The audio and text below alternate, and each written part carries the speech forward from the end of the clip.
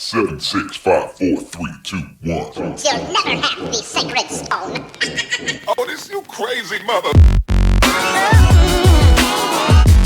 The Savachi syndrome, I'm telling you, I'm like, well, holy shit, that was crazy. Wait for it. Thick and slick.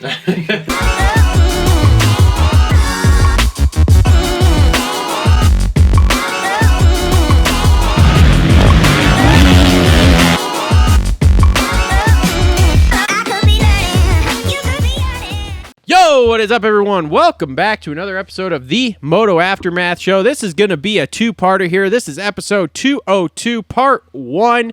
We are doing... You told me to drink caffeine. No, 202. It's the crazy thing. We've done 202 episodes. I was like, dude, you told me to get No, you're pumped good, up, bro. so You're here good. I am. Get pumped. I'm fucking psyched. Woo! Fucking pumped to the tits. Woo! All right, anyway, we are here. We are about to preview the 2022 outdoor season here that we have coming up starting next weekend at Fox Raceway. Before we get started, couple things on the menu here. First off, I'm your host. I'm Travis. Hello, everyone. Thank you for joining us. For anyone who hasn't been here before, we talk moto, all sorts of moto, pro moto, amateur moto, supercross, world supercross, GPs. MXGPs. Justin gets boners for Europeans. I do. It's a good time. I do. It's a good time. Speaking of Europeans here, new way to support us here. We have the freshie, as we're all wearing, Dylan Danger Zone shirt a la Weege. Shout out to Weege. Thank you. On the back, it's got Moto Aftermath Show 2022 Outdoor Tour on it. Shout out to our boy Isaac over at Isaac Thank Nelson you. Designs for designing all of the different logos that go on this stuff and thumbnails and all sorts of cool shit like that for us. Also, shout out to our boy over at Clutch Media there, Sater. I don't know if you saw, he went riding after Supercross. Did he? He OJ'd a jump. Really? Yep. How bad? Didn't go well. Did he weigh the shit? Oh, yeah. Is he okay? Nope. What's up with him? Foot, ankle, lower Broken? leg. Oh, yeah. No. Hardware. Oh, yeah. Oh, I'll show you on Instagram after the show. No. Oh, so yeah. He's done for outdoors then. Oh, yeah. So what's... Oh, man. I don't know. I haven't talked to Kev about Wow. it. So Listen, Sater, you're not getting paid to ride. Stop it. You don't get to have fun. Yep. Okay. Damn. Anyway, Dylan Danger Zone shirts. Links in the description down below. We do have the heather white. We have the whatever the fuck black that is. I Black don't know. charcoal. I chose black and white. It's like a dark charcoal, almost black, and like a kind of grayish, Very off-white. soft material, by the way. Yep. They are. They are Top Gun inspired, which Top Gun 2 is coming out, so that's going to be awesome. So make sure to go grab yours today. I believe I have them set up for $30, $25. I don't remember. Dude, shit's expensive. It's hard out there. But we do get a small slice of that if you guys go buy them. The link is in the description, like I said, down below. Before we get going here on our previews, like I said, this will be a two-parter. So we're going to do 450 preview first, then we're going to cut it, and we're going to do a second part that's 250 preview to kind of keep the show somewhat in a decently amount of time. I know our normal show is about 3 hours. I'm not sure if we're going to get this all done in 3 hours. We're going to try. We'll see. Lots to talk about. But first off, let's thank our sponsors. So show is presented by Energy Fuel, the best fucking drink out there. Keep yourself fueled, energized, and strong from start to finish. CoachRobStore.com to pick yours up today. Also, thanks to Premier Custom Trailers. If you need a trailer, commercial or residential, Premier Custom Trailers has what you need. They work with the best manufacturers in the industry and specialize in all your trailer needs. Sales, service, parts, or rentals, they do it all. PremierCustomTrailers.com, located 5 minutes south of Kalamazoo on US 131 in Schoolcraft, Michigan. They put the custom in customer service.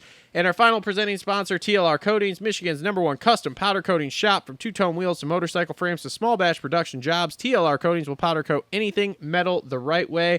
Looking for some custom Cerakoting, they do that too. TLR Coatings, serving Southwest Michigan and surrounding areas for over 5 years. Check them out at TLRcoatings.com or on all the major social media networks at TLR Coatings. Also on board with us here, Alias Sport, Dirt Bike Depot, JT Cycle, Adept Creative Co, Gutter Worx, as already stated, Isaac Nelson Designs, Clutch Media, and Holster Co. There's also links in the description, as I said, for the Dylan shirts. There's Amazon links where if you click on those, we get a small slice of whatever you buy on Amazon that day. There's Patreon links. Thanks to Kurtis Hodges, our one Patreon. Thank you. Make sure to like, subscribe, comment, share. That will help us out the most. And also check out the podcast if you don't want to listen to this all on YouTube. We're on all the major podcasting networks. So, my co-host with me, the OG, this is old school. We're throwing it back. Justin over here. Cole is just being Cole and doing Cole things. So, before we get started with the outdoor preview part, though, Justin, let's talk. Last weekend, Coach Rob was here doing one of his good Moto time. E schools. Good time. We went and tried that out. Yep. You were there as a special guest helping some of the kids and I mean, I guess older guys like ourselves out. Yeah. I was there. I was doing some of the riding and trying to pay a lot of attention. Very good school, in my opinion. Yes. Super interesting, and it's, in my opinion, what makes it good is it's not just riding. Now, we rode a lot. Don't get me wrong. Yeah, I think one of the local kids, I'm not going to say his name because I don't remember it, but the kid on the Husky. Yeah. I think he said in the first day, I think just doing drills. Keep in mind, we didn't do full motos. I think he said he put 2.5 hours on his bike just doing when we were doing drills. Yep. So I was going to say, and the second day, I don't know how many we did. A lot more than But that. it was a lot more than that because I rode most of the first day. I rode like the. it was a lot hotter the first day, Yeah, too. the first day I rode, and this was my first time riding this year. I rode both of the full track sessions, so I put in. Those were about 20 minutes. 35, 40 minutes on the bike there. And then the kids and the guys were all doing drills in between that, and I was kind of keeping an eye on them and watching for things and kind of learning and just taking it all in. And then the second day we did a lot more drills, which I partook in most of them. And yeah, it was super interesting. But the way Coach does it, like I said, it's not like and I don't know because I haven't gone to a lot of these other schools, but I assume on most of the other schools, a lot of them are done by riders, and it's a lot of technique and on the bike stuff, etc. And we get some of that with this, but we also get a lot of off the bike stuff and how does all of it tie together to make you a better rider, to make you faster, to make it so that when you are done, you hit the ground, you bounce, you don't break. And you also recover when you don't hit the ground. When you don't hit the ground, when you just finish riding, there's all sorts of those awesome things to help out with. Obviously, for anyone who knows, Coach has a vast knowledge of the physical side of things. So it was super interesting. It was a lot of fun. Learned a lot. Spent a lot of time on the bike. And let's just say, from riding, even with doing my foam rolling, my back was junk for 2 days. Like the whole thing, too. Was not a sore spot. It was the whole thing, probably from riding so much. But anyway, yeah, that was our experience. That was what we did last weekend. And now this weekend, here we are, doing a show. We also should let the viewers know, I know that we can say this because it has already been mentioned on social media. Talks are in works of doing this again next year, folks. Yeah. So keep an eye out for those updates because I know that Coach and his wife, Michaela, who we got to meet for the first time, very nice lady, very dedicated to running, too, because in the middle of the day, after we'd been out in the sun for God knows how long, since 7 in the morning, she's out there just doing, 5-mile jog like it's nothing, which 5 miles, I'm not saying that's a lot, but considering how much she had already did to that point, and then she's like, I'm going to go on a 5-mile run. It's fine. 2 days in a row. But anyways, keep to those updates. I know that they are very good over there at getting those out early. So, keep maybe look on our social, look on Coach's social. So there should be some updates, I'd assume, in the next couple months about that. Yep. So, all right, let's jump into outdoor preview stuff. So a couple things to note about the whole series overall. So number one, TV deal here with the series, and we need to talk about this I bought stuff. mine last night. I broke down and I did it. Did you really? I'm only doing the month to month. It's $6.99 a month, whatever. I'm not stupid and doing the whole $100 a year. I might do that. Okay. We need to watch practice. Yeah, that's pretty much it too.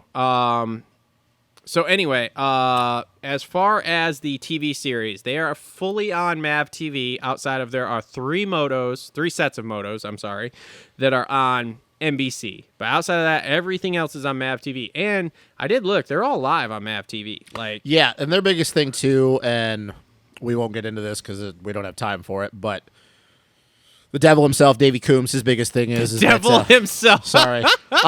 His biggest thing is because with Peacock, you couldn't get it in certain countries. You couldn't get it in Canada sometimes. You couldn't get it in Australia. And obviously, we know with two of the most popular riders in the series, Jet and Hunter Lawrence, not being able to watch it in Australia is a big deal. But you are correct. They are all live on MAV, and the 3 NBC ones are when they do the reverse and they do 450 first. And if I remember correctly, it's Thunder Valley, Southwick, and Redbud. So unfortunately for everybody that doesn't have NBC, you will not be seeing the first 450 moto until literally all the motos are done with, which I would assume most people watching this probably have NBC. But yeah, that's a real cool thing. Yeah. Anyway, they're going to have rotating analyst in there, a.k.a. Davey doesn't want to pay an analyst this year, so he's just calling in all the favors he can. The series is dying, folks. I mean, as much as even Justin doesn't want to admit it, the series is fucking dying, is what's happening here.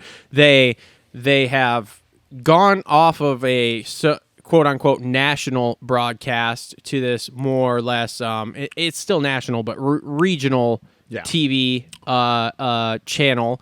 They have essentially like just forced out people. They have and now, like I said, this rotating analyst thing, they're trying to hype it up like, oh, it's so great, like we wanted to do this 50 years, and it's like, okay, it is cool. I'm not gonna lie, it's cool to have some of these guys. Some of these guys are gonna be hard to listen to. I don't think they're gonna be great. Have you seen the full list? No. I saw the full list last night, like the actual full list, because they did the snippet and the full list dropped last night. Yeah. So anyway, but I mean, all it is the series is dying. They're fledgling, and they're trying everything they can to keep it going. They've got World Supercross coming in. For anyone who hasn't listened to the Davey Coombs interview from Pulp MX Show last Monday, yeah, go listen to it, because if you listen to us, you pay attention to like Cooksey, that kind of stuff, the people who are out here trying to tell you exactly what's happening, you see right through it. I listened to that interview and I was just laughing because the spin he was trying to put on things. Okay, Red Bull stepped away. Why did Red Bull step away? Because they don't have any exposure. Okay, no, they're fucking putting all their money into Formula One, and yeah, they don't have the series has zero exposure with not being on NBC Sports or anything like that anymore. So they stepped away. The rotating analyst is like, okay, cool. Like, it's a cool thing for us core people. Everyone else is kind of like, oh, just a new guy every week. And you know, they talk about, oh, these guys don't want to go do it. Well, they would, but you have to pay them. Yeah. Okay. It's kind of like these guys that do the analyst for analytics. What word are you looking for? I don't know. The guys that talk about it, you know, like Shaq, Troy Aikman. Oh yeah, he'll just be those kind of guys. Analysts. Yeah. They do it because they get paid to do it. Lots of money. Shaq's not going there to sit free. around and for however many hours and talk about basketball on a camera for free. Yeah. Troy Aikman's not going there for free. Those guys have made millions and millions of dollars. Okay. Our guys don't have to get paid millions and millions of dollars to come do this stuff, but they still have to get paid to fucking do it. So basically what it's going to be is, and when me, Travis, and Coach and everybody, when we were out to dinner last Friday before the camp, we were talking about this. And we're not the only one. Chris Crooksey, for anybody who doesn't know what we're talking about, Johnny Hopper, Coach Rob, when they get together, they've talked about this. It's pretty much what it's going to end up being is, and I even made this comment, and I think you would even agree with this, but it's not the first time that we've made this comment. The National Series is going to, quote-unquote, die, but it's going to be Davey Coombs' National Series. The motocross, don't freak out, people, for core people like me, been around this their entire lives. Motocross will still be there. It's just not going to be Davey Coombs' series. Somebody else is going to swoop up. You're not going to have some of the top guys, unfortunately. Maybe you'll have a 1A guy, and then a lot of them will be like 1B or 2A or however you want to put it. But it's basically going to be a privateer series, and I can't remember who even mentioned this when I was watching one of them last night. It's basically going to be a version of like the Canadian Nationals. You're going to have really, really solid dudes that have been top 10 before, but they don't necessarily ride for factory teams, like true factory teams. It'll be like the HEP teams, the AEO teams. So the National Series is going away in a sense, but it's Davey Coombs' National Series. Motocross will still always be there. It's just not going to be Davey Coombs' series, which, thank God, because then our guys will actually fucking get paid for once in their life. Hopefully. Hopefully. So anyway, I just needed to clarify that for people that are freaking out when they hear, oh, the Nationals are going away. It's Yeah. Davey Coombs' series, which when you guys find out what's going on, you'll actually be happy for people that it's you know. Yeah. So anyway, the other rumor that's out there that they've been talking about is Paula 2 not being a thing. Oh, my That's God. completely false. Davey Coombs hasn't even talked to Bud Feldkamp at Glen Helen. So anybody who's out there saying that, oh, I heard Glen Stop. Helen, it's not going to Stop. be a thing. Okay. Stop.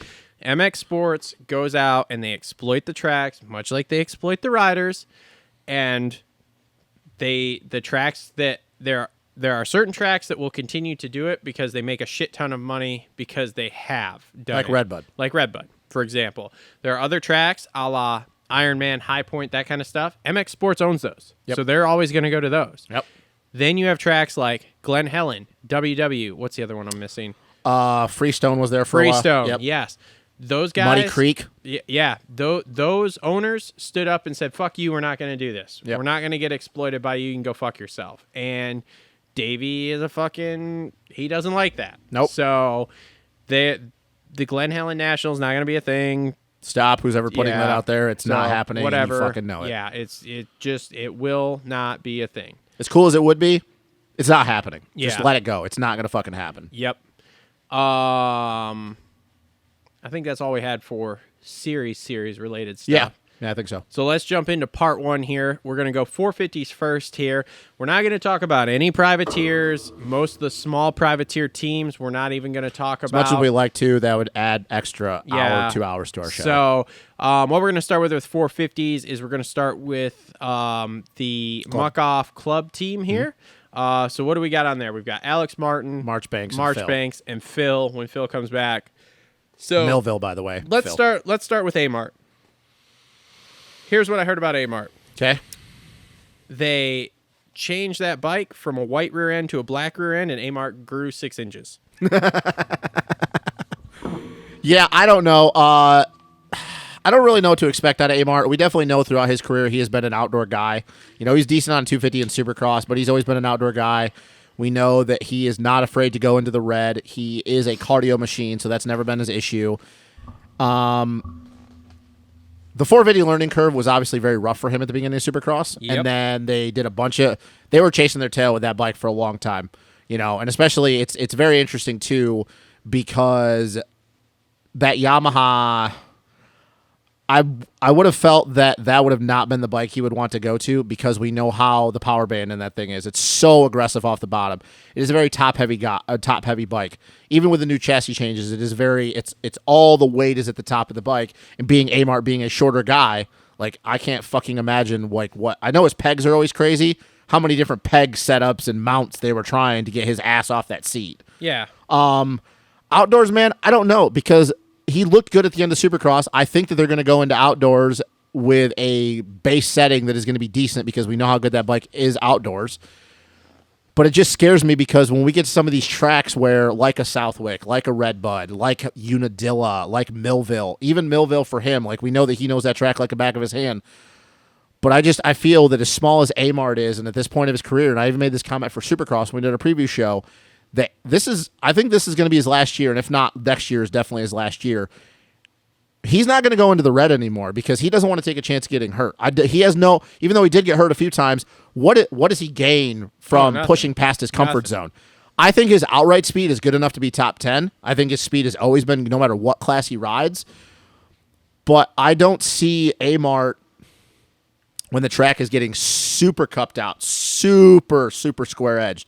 I don't see him pushing to the point that will propel him any further than a 10th. I think that there'll be races where he yanks a holy and he'll be out front for a while, and maybe his cardio pulls him through to a 7th or 8th.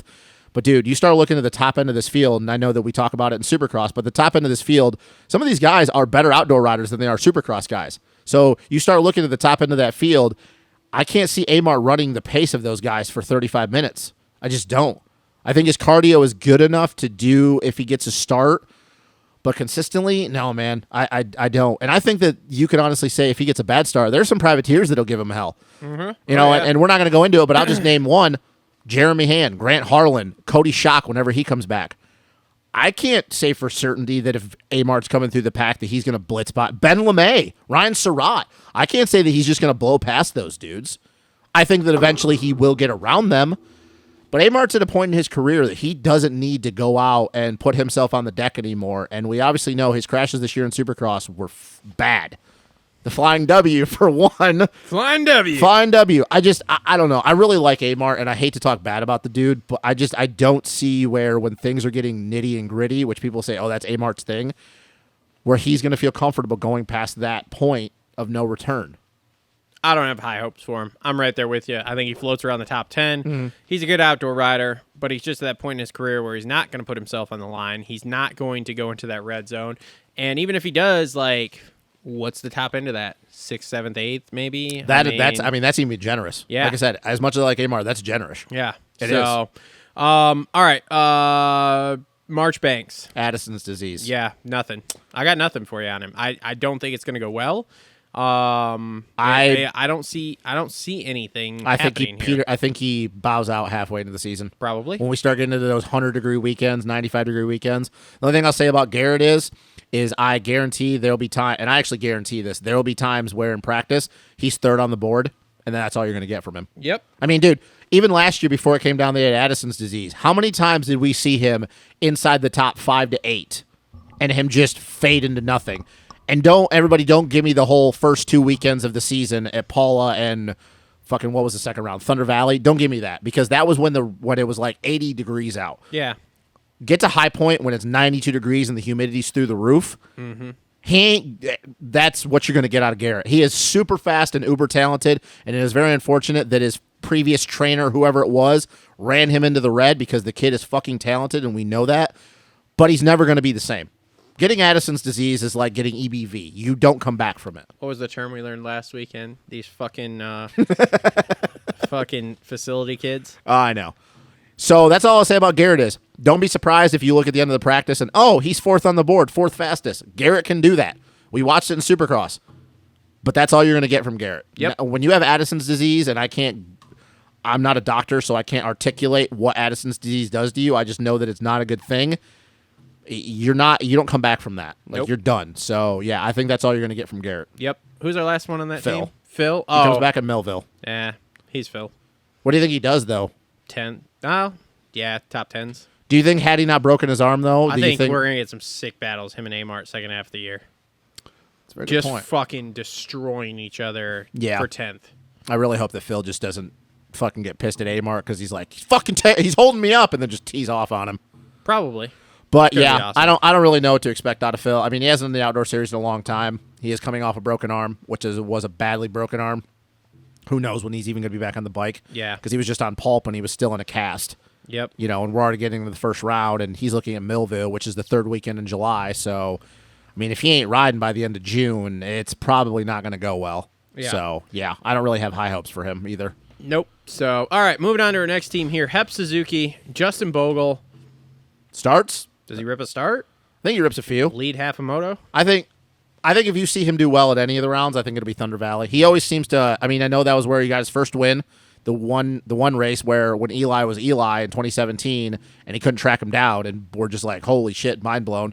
And even when the years like 2018, 2019, when he was at his lowest point of his career, he still always seemed to squeak out a 10th or a 9th at Thunder Valley. Yeah, he just gels with that track for whatever reason. I think Bogle, you'll see some good starts. You'll see some sick style. But, man, I don't see him doing better than 12th. I think that he realizes where his limit, kind of like with an Amart thing, except without the age. It goes back to he's had too many concussions. And I still think that I mean, dude, look how bad the end of Supercross ended for him. Mm-hmm. And that was with even him getting starts. Yep. So it leads me to believe that those concussions, those things that we all talked about a couple years ago, it's still always going to be an issue for him. I think that you're probably going to get 20 minutes in and he's going to have vision issues.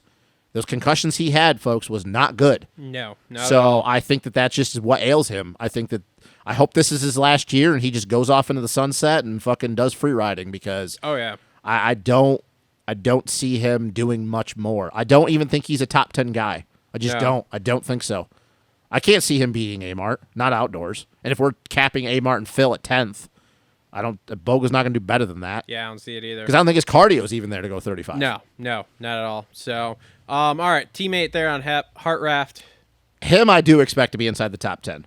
I don't Yes. think based on speed alone, but I think Hartraft, because he is a grinder, he's a big dude. He manhandles that bike. I think that he is just consistent.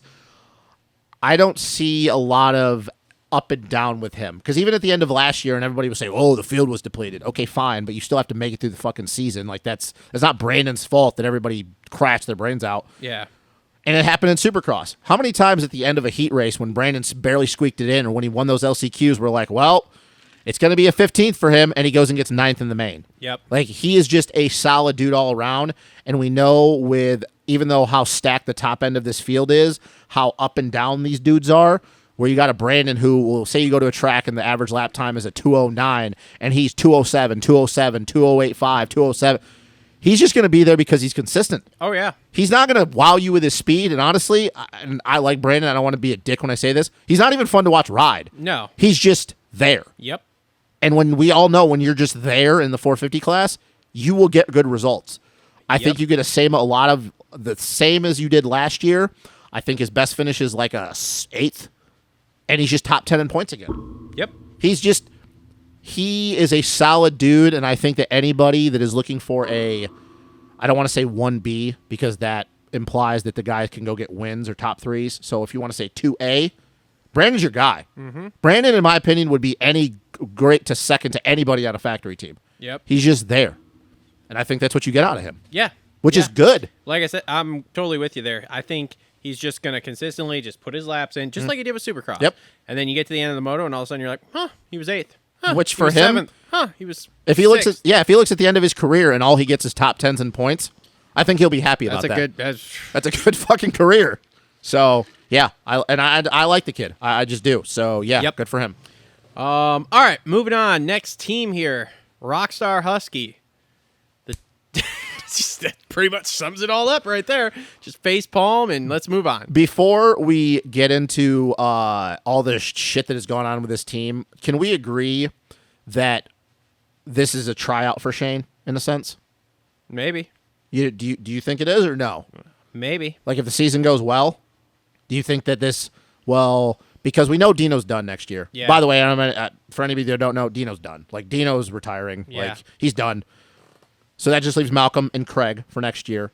They're going to want a third guy because they've kind of had a third guy for a while. Mm-hmm. Do you think that if he does well this season, this is kind of a tryout for him? Maybe. You want to know what I'm laughing at? They keep saying, "Oh, Dean's going to come back this summer." Dean is not. He has a second asshole. Dean is not coming back. He's this not summer. coming back. No. He can't even sit on his ass right I now, know. from what I still understand. And good for him though, making fun of in his videos. Dude, and shit. the one where Sarah's pulling shit out of his ass to give away is awesome. Like legit awesome.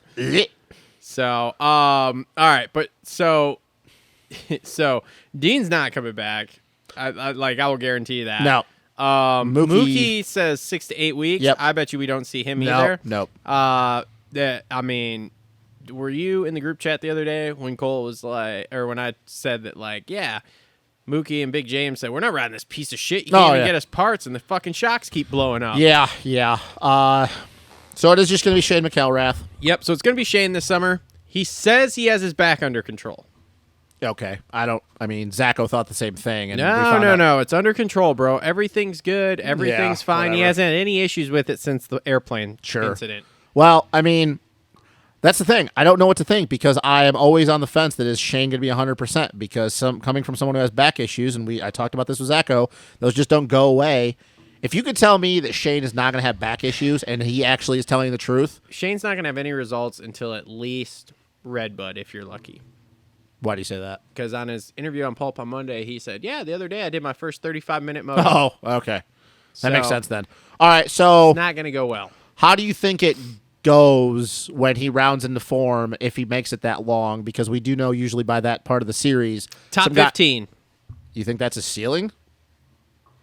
Even with guys bowing out? I don't think it's going to go well.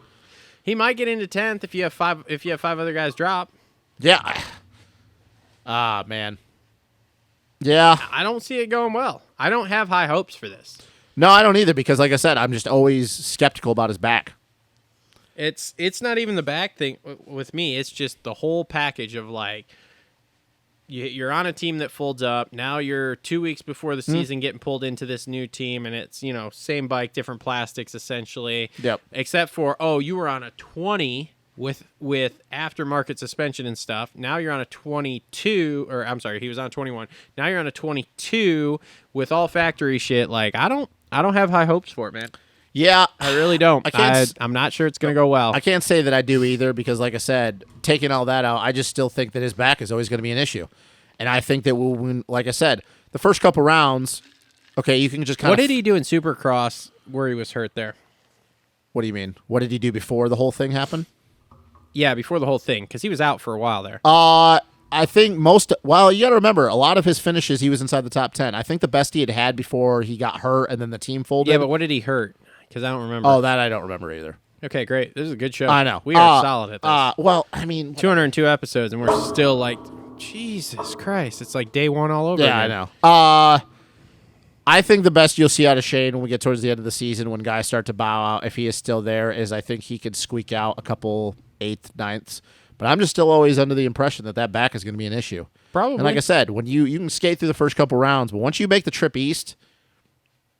shit start getting in the nitty-gritty. Like I said, we start getting hot, start getting those deep fucking ruts that start from the entering of a section all the way to the next section. I don't see it going well. And like I said, he hasn't ridden outdoors since 2020. Nope. And that was on a 250. Mm-hmm. So, yeah, I don't know. I'll say I'll TBD because I'm not... TBD. I'm not sold that his back is 100%. Neither am If I. you could tell me that his back was 100%, I have more high hopes for Shane, but I don't believe that it is. I think it's bullshit. So It's 100%. I reserve judgment. It's 100%. Yeah, whatever. That's what I Zach said on thought the Pulp. same thing. Pulp is CNN, and Pulp is real news. Real fake news. Real news. Yeah, I'll just say 10 to 15. I'll have to agree with that. Because I just don't see that back being 100. So All right. Whoa. Did you use the term 100? I did. Wow. Yeah, tried to be cool. Show just went way downhill here. All right. Next up here, keeping with the Austrian brands, Gas and Barsha. Gas going fast with Barsh. How funny is it that the team that we just talked about, the reason that the guy, the main rider on the team is not there is because of this guy. Yeah. Awesome. Sick. We just at the point that Barsha is going to be Barsha. Top fives? Top fives. Like, I can't remember who made the comment that I was listening, what show I was listening to yesterday, but they go, we always kind of forget about Barsha, and we always like assume that he's going to spaz out. That's what he kind of does. He rides over his head, rev limiter, whatever, all the fucking terms we use for Barsha. But then you just look at his results, and he's always top 5, though. That's the thing. He's always top 5. And he even won a moto last year. Mm-hmm. He held off Dylan. Now, granted, I think that he was riding way over his head. 100%. And was literally going crisscross from in to outside, outside to inside. Applesauce, baby. I'll say this for Barsha. Top 5 again in points, probably. Gets a moto win. Really fast in practice. And that's the end of it. That's just what Barsha does. How many people does he take out? 5,000. 5,000. We should keep a tally. No, I think I think that he will average a takeout a weekend. We should Get a tally. get a tally going. Yeah, drink a, or take a shot every time. Every he takes time we take someone. somebody out when we're watching a race, yeah. Yeah. I mean, that's what he does, right? Yeah. I mean, yeah, I don't see him. I don't know, man. I don't know if I see him winning or not. There's several guys we still got to talk about that I think. We also could didn't think beat he would him. win a moto last year, though, and he did. Well, that's also true, but we'll see. We'll see. Let's put it this way: I have higher hopes for that than Shane, obviously. But yeah, him winning is about the same as I have of Shane getting inside the top 10.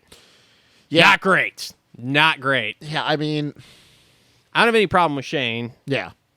Barsha's kind of a fucking idiot sometimes, but whatever. I think it's just one of those things that with Barsha, he's just always there. So it's hard to count him out that he's going to do any worse than 5th.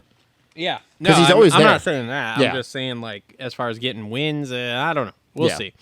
All right. Last Austrian brand here, and we'll continue on the kafuckery here of these Austrian this team brands. is so great. Okay.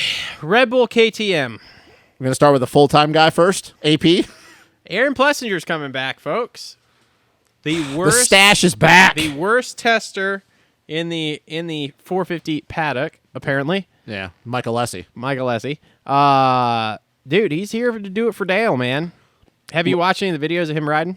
I watched a couple clips of him riding the Stopwatch Nationals Wednesday. Yeah. I mean, it looks good. Like, he looks like Aaron. That's the thing is like Aaron just always has this weird tuck style. He's tall. He extends his body. So like when you watch him, you're just like, it's just what Aaron does. Can I just say that, like, watching these videos, there hasn't been anybody I've seen that's impressed me. Like, usually what happens is they're in the off season at the Stopwatch Nationals here, the couple weeks off. There's usually somebody we see in one of these videos that you're like, holy shit. It doesn't ever pan out, but you're like, holy shit. I haven't seen any of that this year.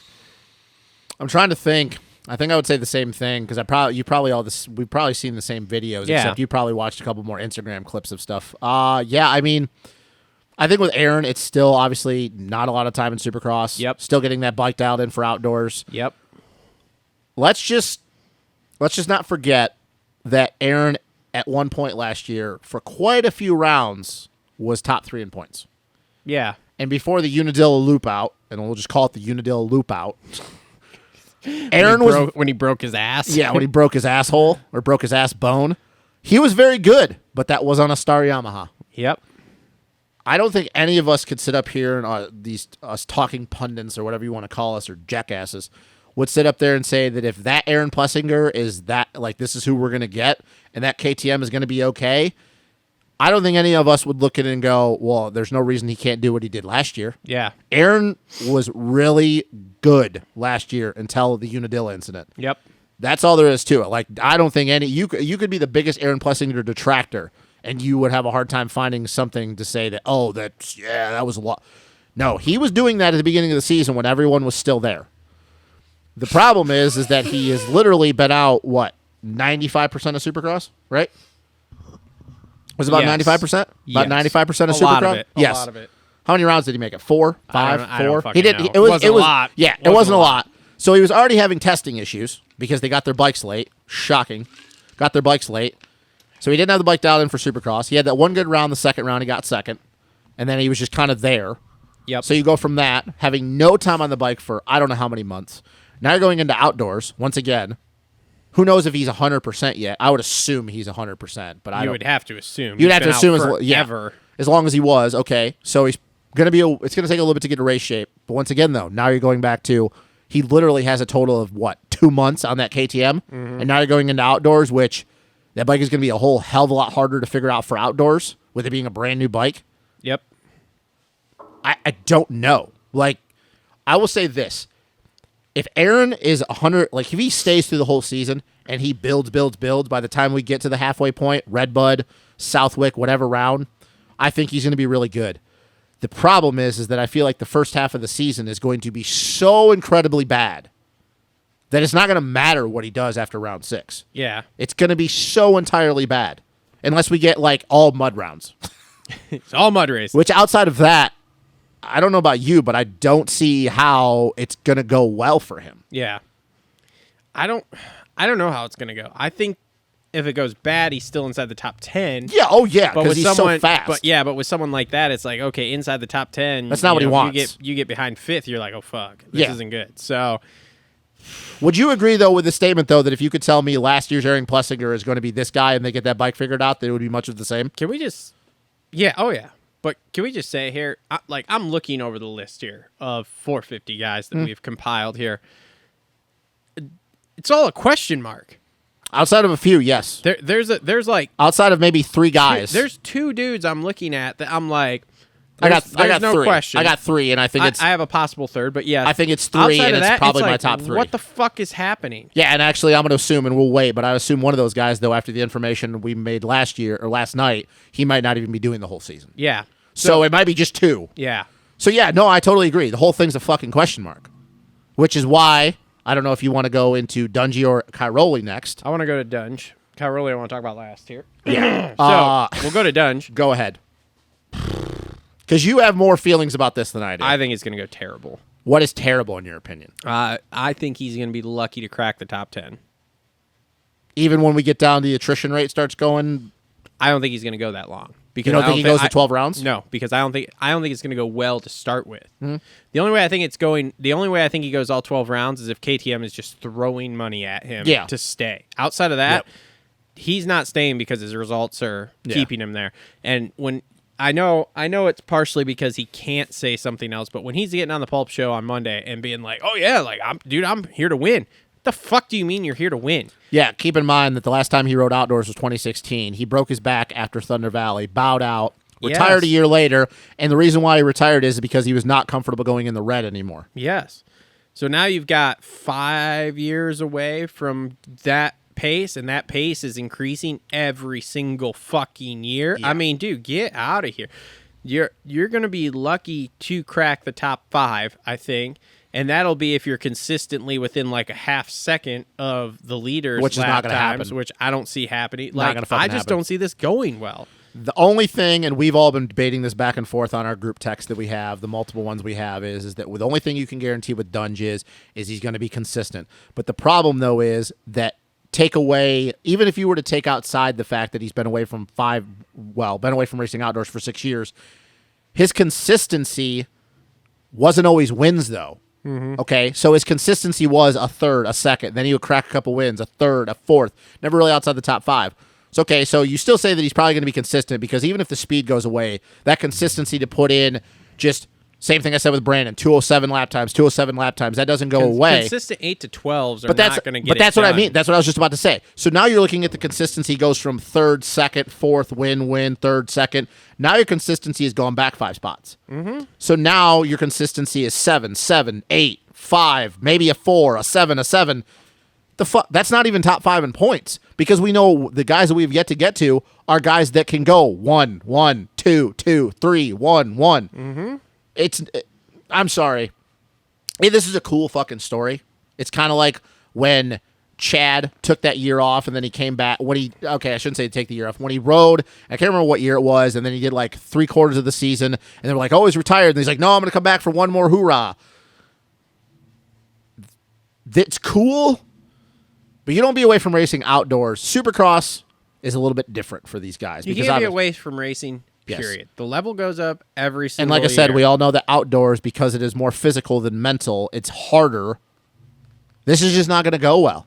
Nope. It's not unless unless every factory dude other than 3 bows out halfway into the season. Mm-hmm. I'm sorry, I disagree with everybody. There's no fucking way Dunge is top 5 in points. No, I don't see it either. Because I don't even see him being Brandon Hartranft. I just don't. That's like the pace I see him on. And then once like again, a now few you're talking steps about a back. dude that Brandon is actually, he will kind of push into the red if he has to. Oh, yeah. He's still young in his career. Dungy, a guy that he retired because of that. Why would all of a sudden he go do it now after 6 years? Do you want to know why? Well, it's money. He's broke. I know. Yeah. Okay, yeah. So we're all on the same page. Yeah, right? we're all on the same page. We Dungy's yeah. broke. And don't Yeah. get me wrong, too. Broke is a relative term. It's a very relative term for him. Broke Dungy with $10 million is a lot different than broke Travis with $10. But considering Ryan Dungey before he became broke had probably $50 million in the bank. Yes. It's broke. It's broke. Yeah. So, yeah, I don't know where these people believe that even with his consistency that he could be there. Because, once like I said, his consistent speed is not going to be good enough to get on the box. Beauty's in the eyes of the beholder. And the eyes of some of these beholders are fucking insane. Yeah. I don't know. Anyway, all right. Last guy on this KTM team here. Now, this is different, though. This is way different. Because this guy really isn't coming out of retirement. Because literally he was racing. He raced in November. He raced in November. So for anybody that believes, because he took time off the bike, dude, he was racing in November. This is literally like an off season for him. It's a longer off season for him. They usually start in February or March. So, okay, and he's been on the bike. He's been training and riding 3 to 4 days a week. He's already been on this bike. He's 30-something years old. Training and riding 3 to 4 days a week is a lot. And once again, he's already been on this bike. He rode this bike Yeah. last year, so he already knows how to dial the bike in. Yep. His cardio, no matter how old he is through the roof. And once again, people, don't forget, until he had his little injury, I think it was at the GP of Sardinia last year in Italy, which they just had this one. I think he hurt his ankle. Don't quote me on that, but I think he hurt his ankle. He was literally battling for a world championship with Jeffrey, Timmy G, and Fevra. Yep. He was winning motos. He was winning overalls. Cairoli is going to be fucking good, and he's not just riding the 2 rounds. He's going to battle for podiums. Oh, for sure. And I'm sorry, I can't say that because this is just kind of a having fun thing, that if it gets really sketchy, that he's going to try to push the pace of an Eli, a Dylan to win races. But if he gets a start and those dudes are buried, good luck catching that fucking dude. Yeah. Like, Hey, you want to know who wins in all of this? all of us. All of us. You want to know why? Why? Because Jill's going to be over here. That's who wins in all of this. You know what's unfortunate is All of the us fact that get to see Jill walking the around. fact that Jill's going to be here, and then we can't have Marv because then we would have Matil and Jill. And, Well, hold on. well, yeah. Hold on. Hold on, but let's before we get to that thought though. Cairoli, 2 things. Do you agree there's no fucking way he just rides the first 2 rounds? Oh, yeah. Okay. He's doing a minimum of 6. So I say he does those 2. Because he's going to do the first 2. Redbud, Southwick, Unadilla. I don't know where the 6th one would be. Maybe Millville. Okay. But we're in agreement that he's battling for podiums, right? Oh, yeah. Okay, good. Oh, good. yeah. I'm glad we're agreeing on I'm that. not arguing Because with you there's a on lot that of one. dumbasses out there that actually believe Dungy's going to beat him. Exactly. And you know who is one? Our good old friend, Steve Mathis. Did he really? He actually made a bet with somebody that Dunge was going to beat Cairoli in the series. Okay, well, let's just tone that down. He doesn't really remember what the fuck the bet is. Okay. Well, I thought Truman texted him, though, and like, hey, no, you picked Dungy. That's what he's saying. Okay. But he very much, if you listen, because I listened to all their stuff, Yeah. as you know. He doesn't really remember what the bet is, and he doesn't even remember who it's with. I will say, though, that if he But it actually, is dumb. if he said Dungy, Yeah. though, he's dumber than I thought. Yeah, he's an He's idiot. fucking stupid.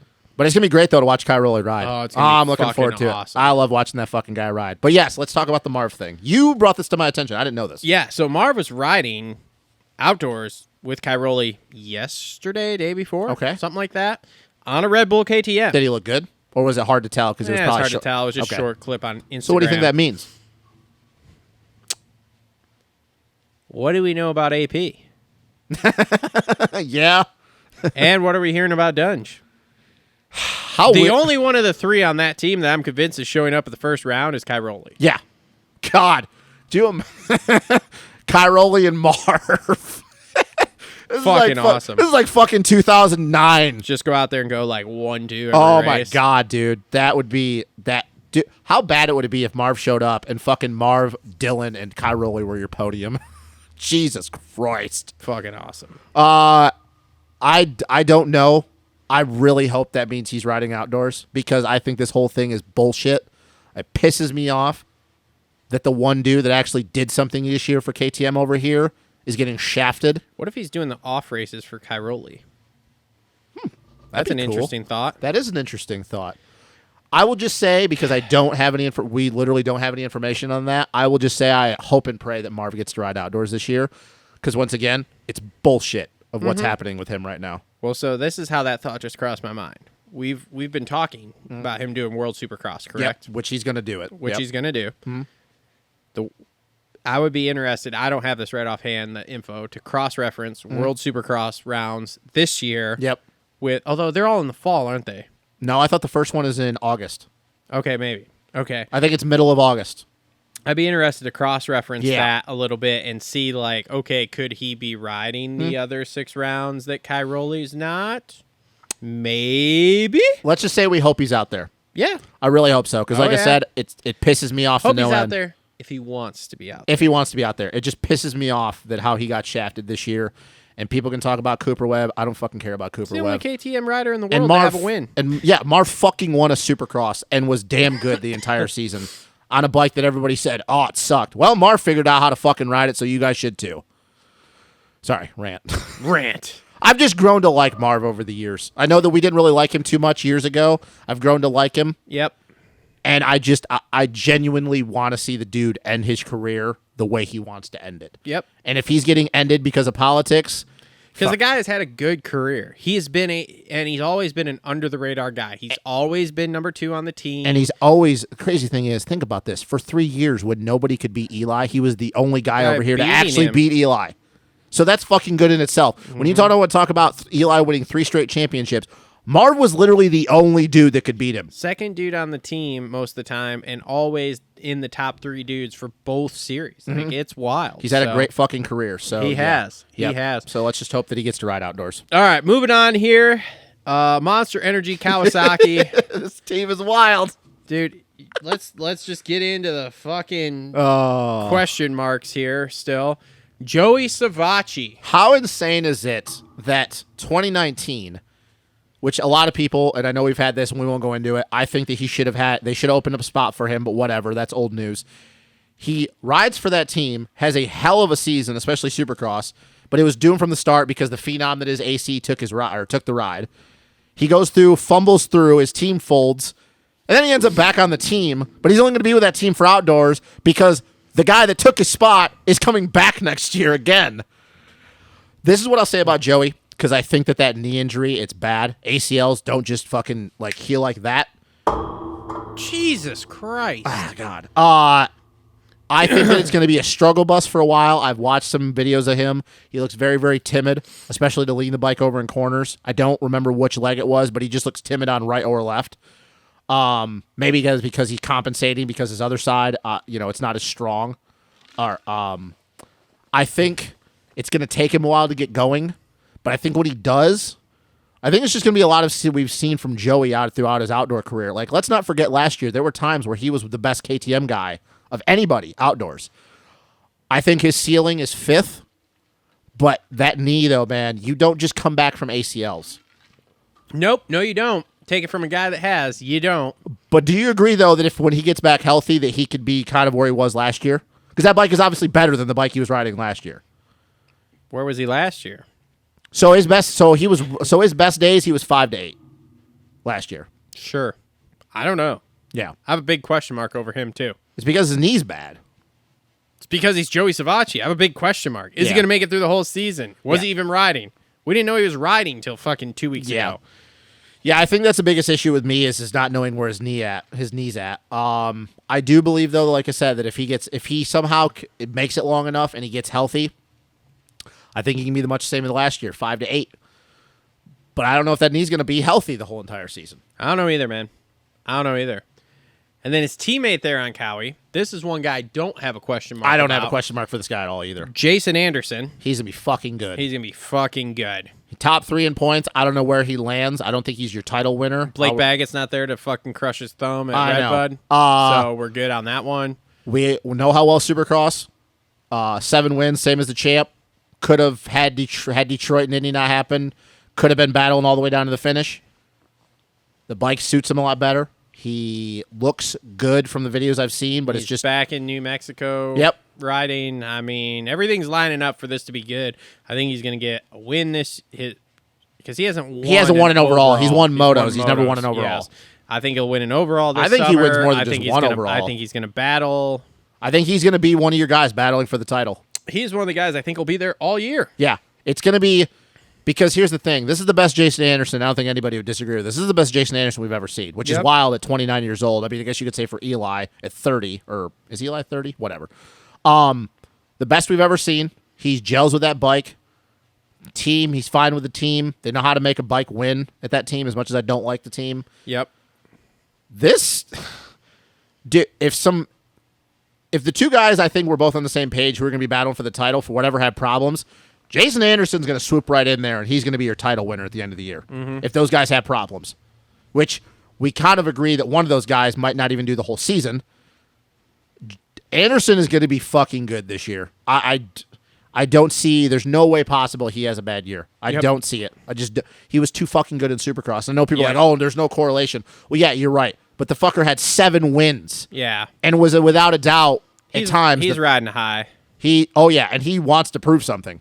He's another guy that you see in these videos, these Stopwatch National videos, and he doesn't look terrible, but he's not blowing my doors off either. You know, there's nothing he's doing that's like super crazy, but I think it's because of the way he rides the bike, and especially with the way that power curve is, it allows him to ride fourth a lot more. If you look at him, he's always riding in the meat of the power. Yeah. He has more body language than guys you would say of like a Porcel, Kevin Windham, going way back even to JMB, some of these very, very smooth guys. Not a Trey Kennard, but a Ryan Dungey, a very smooth. But he rides the bike the way you're supposed to ride a 450, and then he has that little bit of on-edge style, so it kind of goes hand in hand. So that's why you look at him and you're not super impressed because you're like, oh, he just looks fast, but he doesn't look like, holy shit. Jason Anderson is going to be very fucking good, and honestly, I'm not calling this, but it would not shock me if he comes out and wins the first round. Yeah. He's going to be very, very good. Yep. So, yeah. Okay. Moving on. Next team here, HRC Honda. Here's a Question mark too, right? Couple more question marks for here. both of them. Question marks. Both of them, right? 1.5. What? Oh, okay. So you have half of a question mark for the young gun. Yes. Okay. Big old fucking question mark. Who do you want to start with? Let's about just talk about Kenny. Okay. Goes out round 6. Yep. Round 6, done. Terrible. It's fucking. When this is over with and you get a chance, go watch the video. There's a video of him on YouTube. You can just go to Vital. There's a thread about it because I don't know who the YouTube guy is. Kenny, for anybody who doesn't know, look at his Instagram. He dropped more F-bombs than I think Kenny ever He's has. not fucking done. Fuck all you haters. He's fucking here, bro. I'm afraid that Kenny's going to hurt himself this summer because I feel like he's riding with a chip on his shoulder, but this is different than it was the years before.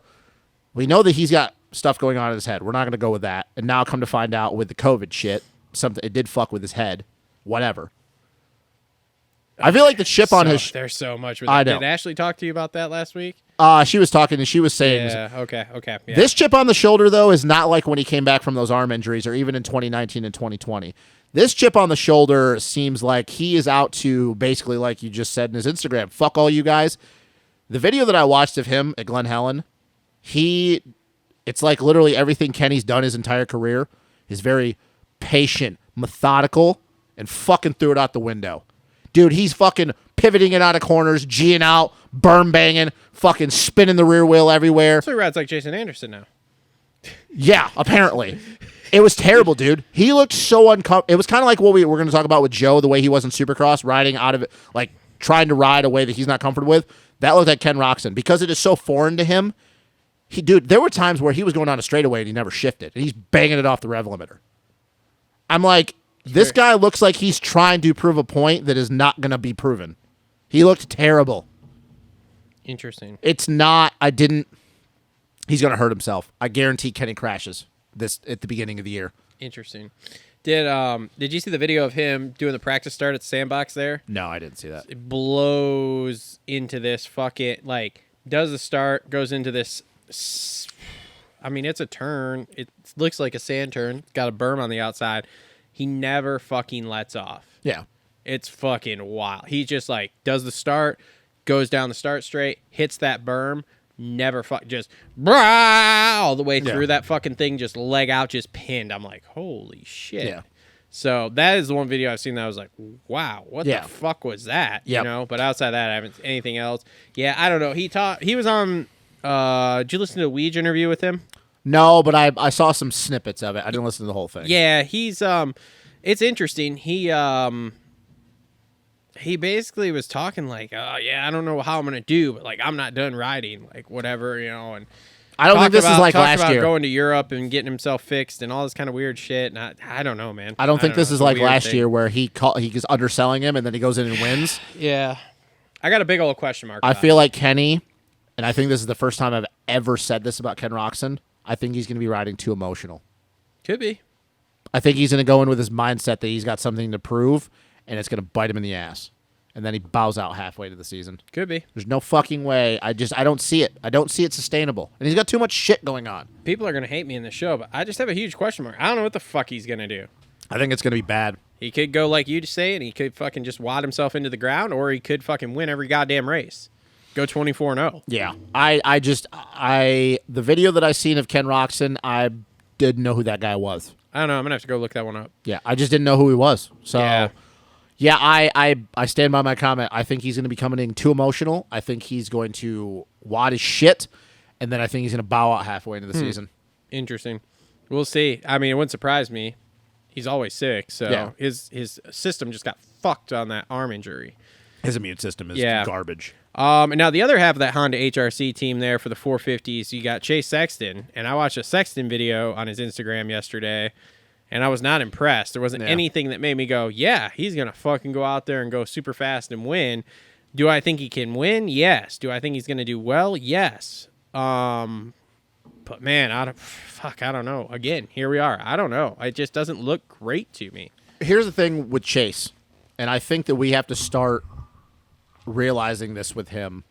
And I think it'd be an obvious statement for a lot of people because he has two 250 Supercross titles. and he had never won but one outdoor race, and that was the WW race. And then Yeah. we know that he overheated himself into the fucking ground and was never seen again from the rest of the year. Yeah. And I think Weege made this point. Was it Weege? I don't know. I watched a few different preview shows yesterday, so maybe it wasn't Weege. I don't know, but I think it was. Think about last year for Chase, and I know it was his first season on the 450, or no, second season. I'm sorry, but first full season from coming from Supercross, whatever. Chase was good last year. He had a couple thirds, couple seconds. But when did we actually look at Chase last year and go, yeah, he could beat Eli or Dylan? Yeah. Did you ever? No. Why would we think that he's going to be able to do it now? I don't. That's the thing. People keep talking about this Chase Sexton thing. And I'll stand by this, he is almost too talented for his own fucking good, and we know that he's going to be really fast and then crash a lot. People are like, oh, because he won the final round in 2020 of the COVID year at Paula. That was a wacky year. Christian Craig should have beat him. He's not riding at Stu's place, so I don't know. It could go sideways. I don't know why we would assume that Chase is going to be able to beat those dudes. And now that we know, you add Jason Anderson into the mix, you add Cairoli when he's racing. Why the fuck would we think that he's going to be able to do it now? He couldn't last year. Yeah. There was never a point last year, even when I think was it Washougal or Millville? I feel like he got second in one of the rounds. Maybe it couldn't have been Washougal because that was the round that Eli closed the gap on Dylan, and then Dylan just dropped the hammer. He got third. So maybe that was the best round he had. Because then we got third in Millville, I think, too. I never watched Chase last year outdoors, and I go, holy shit, he could go out and win this thing. Yeah. It just never was there. Yeah. I never looked at him and went, yeah, he's on the level of Dylan and Eli. Mm-hmm. He wasn't even on the level of Cooper Webb at the end of the year. So, It's not nice. whatever. I don't care. Look, I like Chase. I do. I'm very critical of him because I think that he can do so much better than what he's doing if he learned to just stop relying on all of his talent and actually think a little bit. But I honestly see him with Barsha. I don't see him better than that. Just in the top 5. Yeah, floating which is around. obviously really good. But the thing is he's not getting paid to be really good. He's getting paid to win. Yeah. And I don't. Speed for speed, I don't think he's at the top 3 level. I just don't. I think that he's at a Barsha level. Oh, you gotta. Never mind. Something in here. I think it's a little squirrel. It's a chipmunk. Whatever. They hang out. It's cool. That's where I see him. I see him with Barsha. Maybe he gets a couple thirds.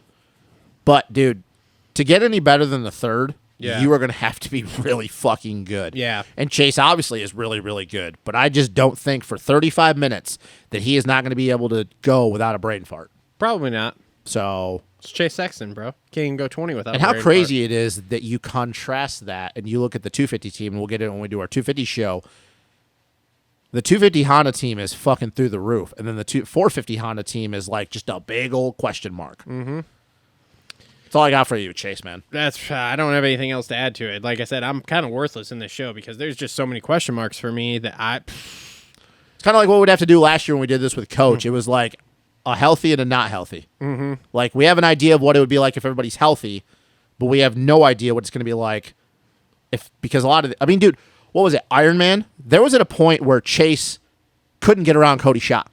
Mm-hmm. And this is not a disrespectful shot at Cody Schock. That's actually a comment. Like, that's a compliment. yeah. But I remember sitting there watching in the second moto, and he couldn't get around Cody Schock for 15 minutes. Yep. Why the hell would anybody assume that he could beat Dylan and Eli and Anderson? Yep. Sorry, Chase is always. I think Chase is just going to be known as a really, really, really good Supercross guy, and then just a top 5 outdoor guy. Yep. Which is great, but I don't think at the end of his career he's going to want to look at that and go, "Yeah, I'm proud of that." No, he's not. Especially when we know when Jet comes up and whatever happens with the team moving forward. Mm-hmm. So yeah, I don't know. Anyway, all right. Last team on the list here: Star Racing Yamaha, and we'll start with our. We'll start with the new 450 guy on that team. So Craig. New. Yeah, new. So with everything that goes on around this team when you're leaving this team, I don't see him having a real fire outdoor year here. You think some electrical issues are going to show up? Maybe. I'm not sure. I just don't see. I mean, I he think was he'll be 5 to 10 good. last year. Yeah. And I think that's where he'll stay this year. But I think the longer it drags on into the season, I think the more towards 10th he's going to get because I think there's going to be some issues happening. Electrical issues. Even though there isn't issues that ever happen at that team. But Nope. I think you're dead on. I think that the battles between him, Barsha, Chase, and Joey, if Joey gets healthy, are going to be insane. Yep. But that's 5 to 10. That's 5 to 10. Mm-hmm. And that's that's the thing is, as critical as we can be of Christian, we can just give him his due. He's a really good 450 guy. He's been solid in his. This will be his 3rd year doing 450s outdoors full time because he did COVID year was the first year he did the whole season. Yep. He was just really good. He's just really, really good. He's smooth. He's smooth. His style. Which makes it work really well. Yeah. So. He is a very. It's very weird because Supercross he has so many boneheaded moves like pushing the front end. Obviously, you know the battle with Hunter that he had where that hip jump, that hip section, doing dumb things. But you get outdoors, man, and once again that style of his, that very light on the bike style. It works over 35 minutes. Yeah. 5 to 10, 5 to 9, maybe a 4th every now and then. He might sniff a podium at some point. Maybe if he gets a good jump. I don't know if I'd even give him that much credit. I don't know. That's funny that you're actually giving him more. I don't know if I would agree with that. I think that like I said with Chase, to get a podium this year, you're not just going to be able to be solid for 35 minutes. You're going to have some outright speed for half of that. I will say 4th is maybe his best, but I think he's going to be 5 to 9. I think that him, Chase, Barsha, and if Joey gets healthy, the battles they're going to have are going to be really good. But outside of that, no, I don't, because I think the 3 guys that are going to be top 3 in points are going to be too fucking good. Mm-hmm. So, all right. Next up on that team here, we'll go with a 3-time champ, Eli Tomac. Doesn't go full season. The only way he goes full season, it's going to have to be going really well. And by really well, I mean he's going to have to be literally battling for wins. Or have a very huge points lead. Every single weekend. Yep. Yeah, because the news came down that he is doing. He already signed a Supercross only next year, which I think kind of is why I believe this. Yeah. Because we were on the fence. Was he going to sign it? And then he signed it, but now it's only Supercross only, which we know he's going World Supercross. I heard that a week or so ago. Yeah. So, but think about it though. If you're already signed your contract, but you already are going into 2023 knowing you're doing just Supercross, and you're also going to be, we kind of think it's a good transition to go World Supercross because he's not doing outdoors. He's coming off the knee. A lot of people are saying it's not as bad as everybody thinks, which whatever. Why would we assume that he's going to push himself into the ground when he gets to go defend that Supercross title next year and then go make even more money doing World Supercross? The only thing I have to say is, and maybe this will come into fruition here because it's like you say, these guys that are about the outdoors, maybe he wants that 4th one before he leaves. Yeah. That could be a thing. Okay. Over under percentage pie, though, of the statement I just made. Do you think, what is it? Do you think it's over 50% or under 50% that he makes through the whole season? Because he's more caring about Supercross at this point. I'm real 50-50 on it, to be honest with you. Okay. Because like I said, I think if he comes out and he goes well, and he's, like I said, he's on the box, battling for wins, right there in the points where he's like, fuck, I could get this. Like these first few rounds are kind of for me, but then once we go east, that's when I really start to pick it up. So I think if that's the case, I think he'll continue to do it. As long as, too, also, he does not dab that knee and hurt it any worse than it already is. Okay. But if he dabs the knee, if it's not going well, then I see him pulling out for sure. So, but like I said, I'm 50-50, and we're going to have to get a few rounds in before I'm going to make any precise conclusions on it and say, yep. He's going to pull out, or nope, he's going to stay. Yeah. I agree with everything you're saying, because if you were to give a crystal ball and tell me at the end of the year Eli's gone 12 rounds, I would say, yep, he's going to be right there for the title. We all believe that this baby is the best he's ever looked. Maybe not speed-wise, because that 2015 year outdoors was fucking insane for the 3 rounds that we had it. But with all the information that's coming out, all the different things that we know, it's hard for me to believe, especially the big thing is of him signing just the Supercross only contract for next year. It just doesn't make me believe that he's going to do the whole outdoor season. Yeah. It makes me believe he's going to do some of the rounds, half the rounds, bow out, take some time off for the rest of the summer, fucking spend time with his family, and then go get ready to defend this title next year in Supercross, because he's going to be coming in with the number 1 plate again. Yeah, it's crazy, too, because I do... sounds dumb. I contradict myself. I do when I don't have a question mark for him. Because it's like if I could look at my crystal ball and go, yep, Eli went 12 rounds, not look at where he is. Okay, really, really good. but I don't believe he's going to go 12 rounds. I think that he is going to be focusing on Supercross. So I do and I don't have a question mark. If we're just going off the belief that he's riding the whole season, yeah, he's going to be battling for wins. He's Eli fucking Tomac. That bike is going to be really good. It fits the way he rides the bike. Once again, with that power curve, it is perfect for him. Kind of like we talk about with the frame geometry with Cowie, with Jason. Yeah. That bike is perfect for him. He's going to be fucking insane. The only thing I will say, and I'm not saying this is going to happen more than once, there will be one weekend that everything is firing for Eli, and it's going to remind us of 2015, but then we'll never see it again. I think he's got one of those weekends. I think you get to a certain point in your career when you've been doing this long as Eli, same thing for Kenny, same thing for Marv, that you get later on in your career, and a lot of people always talk about, like, hey, the speed goes down a little bit, whether it be willingness to go, your brain, or your body. But there's always that one time. Everybody has that one time where they can go the fastest they've ever gone one more time and then never do it again because it is so much stress on their body. Yeah. I think Eli has one of those left where we're going to go, holy shit. How wild would it be, like, Hangtown? I'd rather see it at Southwick. Him and Dunge go 1-2, and he beats Dunge by a minute and a half. No, let's be honest. If that happens again, he's beating Dunge by 2 minutes and 2.5 minutes. Fucking awesome. I think it'll be Southwick. I think Southwick is the one race, or Washougal, but I don't know if he'll make it that long. Yeah. I think I will stamp it. I think that he has one of those weekends. We get one more of those out of Eli Tomac, where we get to just watch him be one of the fastest dudes to ever ride a dirt bike. Yeah. And that's the last time we ever see him go that fast again. I think we get one more of those. And even me not being an Eli fan, it's always amazing to watch him do that. Yeah. And then we never get to see it again. Oh, man. Can you imagine him and Kai Rowley just fucking battling at Christ. Southwick? Holy like shit. 4 minutes ahead of Oh, everybody no, else. dude. It'd have been like if Hurlings would have been coming over. What happened? Holy Just lap the whole entire field? fucking, yeah, that's what it would happen. That's what would happen. man. Holy shit. All right. Let's get to the final guy here in our 450. Dylan Danger Zone. Dylan Danger Zone. Shirt's available in link in description down below. Click it. Make sure to go grab yours before you head out to the races this summer. Exactly. All right. So Dylan's been off the bike for how long? Or been off Supercross. Since for Detroit. Since Detroit. Okay. And he's been riding, I think, for the last month now. He's been riding outdoors. So he's coming in fresh. Coming in fresh. Wants to prove a point because a lot of people are skeptical, which I don't know why they would be. It sounds... I don't know how you... This is not like he just... I hate to use this, but a Jason Anderson 2018 Supercross where he won 4 rounds and he's just super consistent. Dylan just was fucking insane last year. Yeah. So, like, I don't know why people would be skeptical of that title last year. That makes no sense to me. So... Yeah, I mean, dude, Dylan outdoors, that's his thing. He's an outdoor guy. Yep.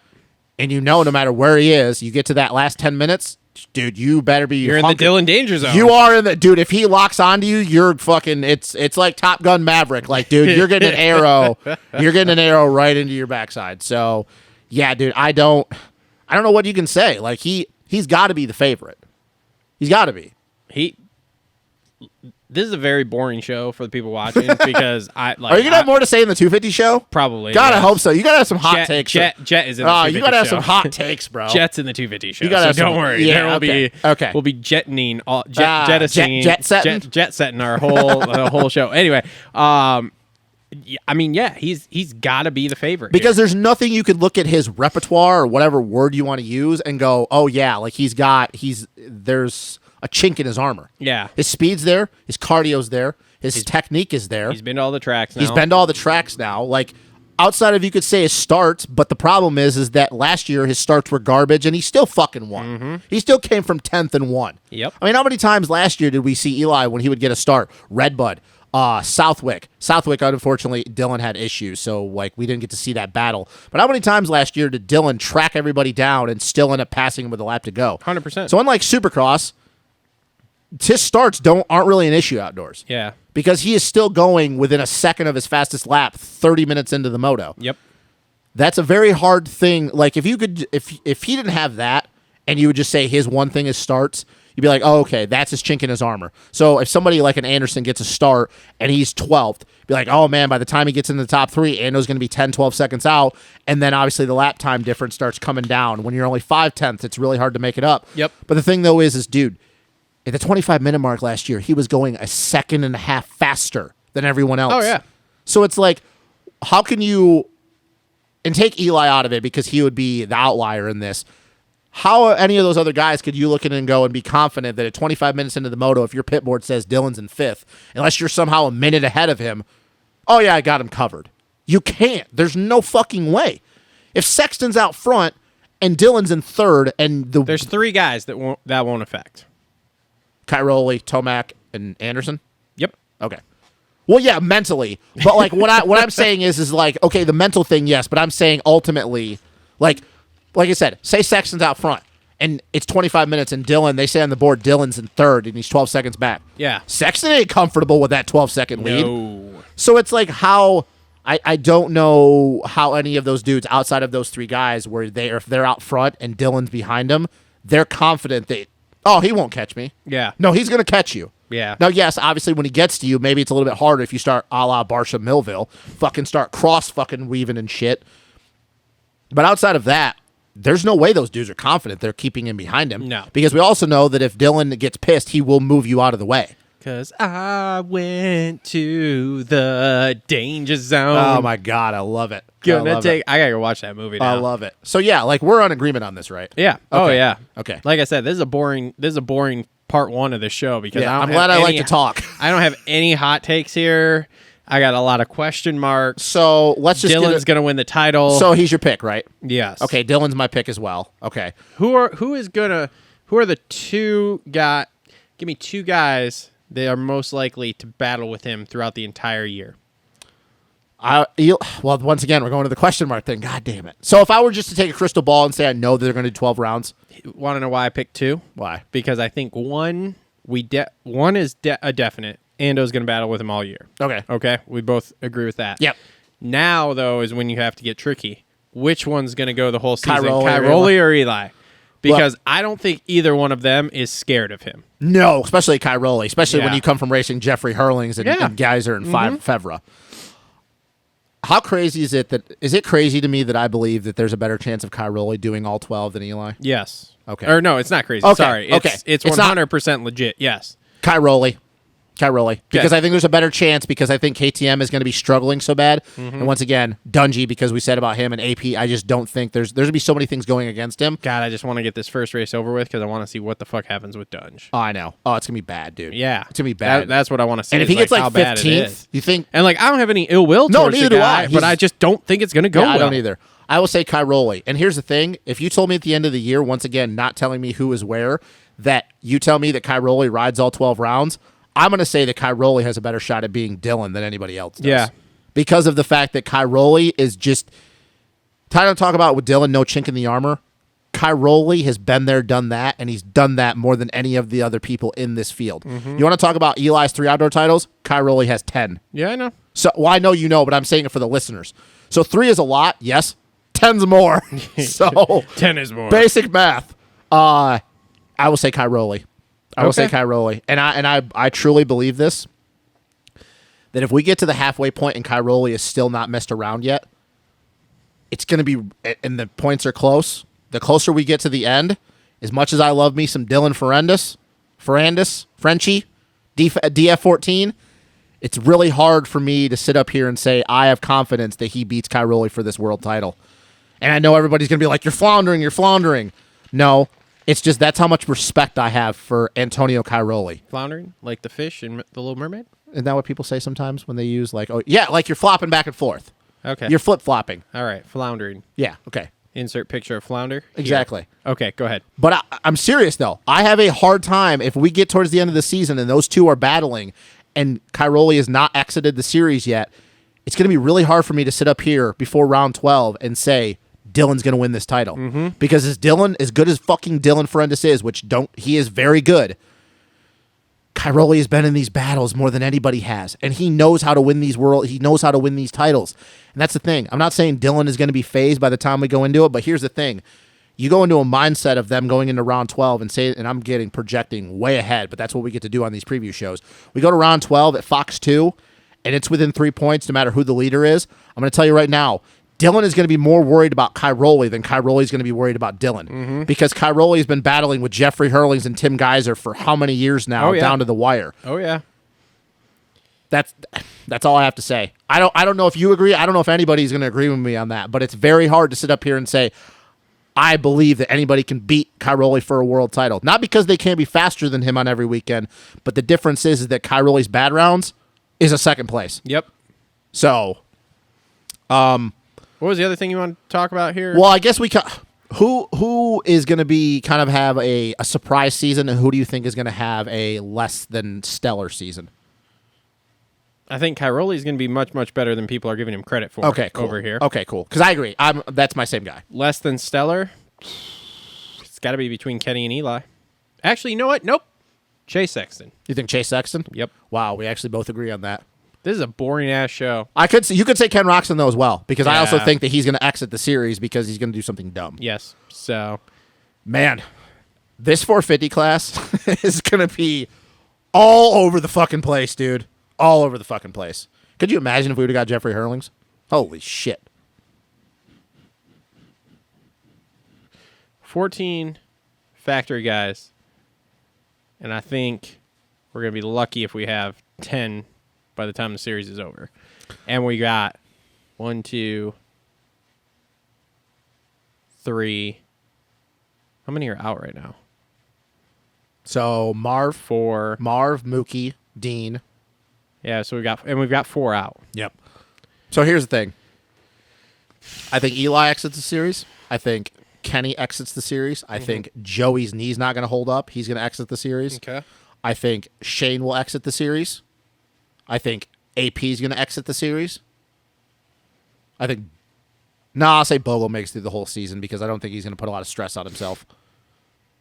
So who else do we got? We got any other factory teams? I don't think so. Yeah. So 5 factory dudes, I think, exit the series at some point due to injury or just. I'm going to do that now. That's going to be my thing. I'm just going to hit myself in the head. Facepalm. Yeah. Would you agree with that, or am I going too much on that? No, you're probably about right. Okay. Because that's what it was last year, right? Right about 5 or Something 6? like that. I don't remember. Yeah. Because you had Zacho, AC. Honestly, I forgot that. I forgot what happened through most of Supercross at this point. Yeah, that's true. I forget things almost instantly. Nah, well, I mean, just like me, I'm assuming you've had concussions, so. Probably. I don't know it, but Well, that's the thing. You wouldn't know. It's like Johnny. What was I talking about? What's happening? Shout out Johnny Hopper. Love you, buddy. Let's just say this. We're going into to be talking about the 250s that are always question marks all over the place. I think this is the first time in a long time I could say that I think there's more question marks in the 450 class than there is 250s. Oh, yeah. Because half the dudes, you don't know if they're going to make it through the whole entire year. Look, everybody, just enjoy the outdoor series this year. It could be one of the last ones we have that has any sort of stacked field like this. So. Yes. Yep. It's very, very true. But all I know is, dude, Fox 1, that's going to be wild. Yeah. All right, so this concludes our part 1 here of our outdoor series preview show. We will be right back with part 2. If you're listening to this in podcast form, I'm probably just going to put this all at 1 because we're not quite an hour and a half in.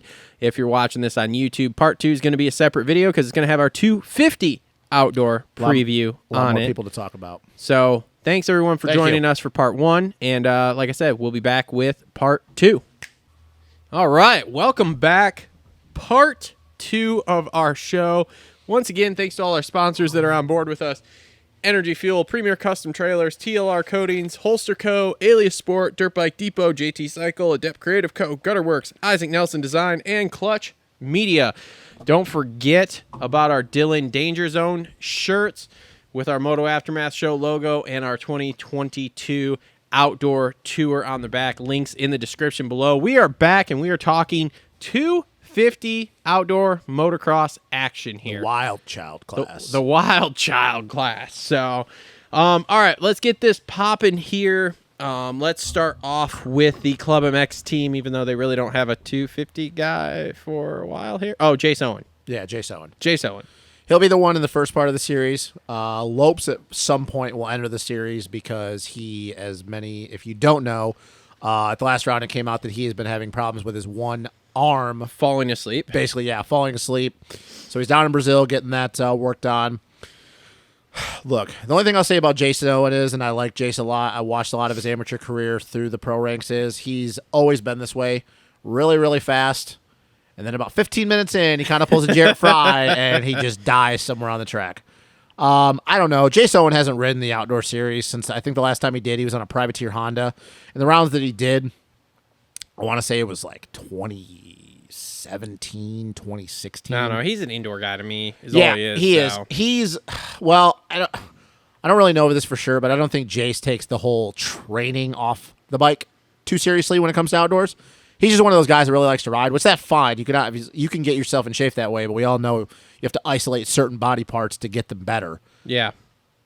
I don't really know how he's going to do, and I also feel like it's one of those things that if it's going bad, he just might say, "Hey, man, like you guys know I'm a Supercross guy. Like, can I just exit?" Mm-hmm. You know. I think his day, like he'll have good days. I think his good days are like 12 to 15. Yeah. It's kind of the same way about Enzo. Like Enzo hasn't raced outdoors in a long time. I think his speed is a top 10 guy, but also Enzo to me is a Supercross guy. Yeah. These are two guys that are very, very talented on dirt bikes, but they are a specialty. They're two specialty guys, and it's Supercross. Yep. They're outdoors. There's just a lot of things that I think go against him. Now, if you told me Enzo goes to Washougal and gets a 7th in a moto, I'd be like, I could see that. Yeah. But you're also talking about two guys that haven't rode the outdoor series in a very, very long time. The last time I remember Enzo riding outdoors was JGR. That was like, what, 2018, 2017? Yeah. Oh, yeah. It was a long time ago, and he was like Yep. a rookie then.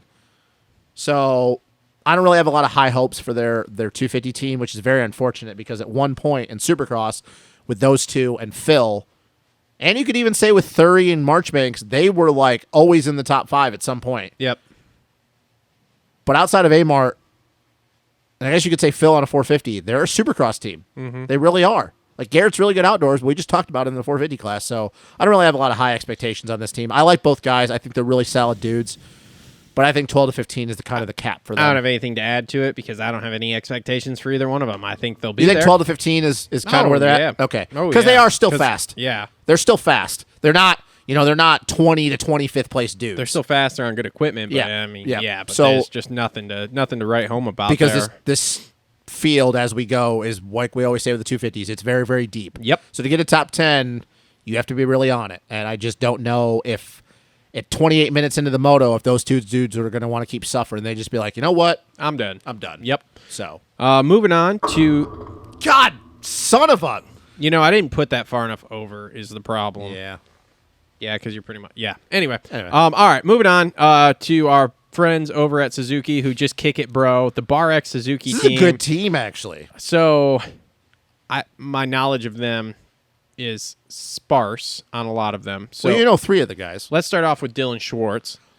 Top guy on the team. Top guy on the team. Remember, at the end of the year, he was And 4 to he's much 7. smoother outdoors than indoors. 4 to 7 outdoors at the end of the year. Yes.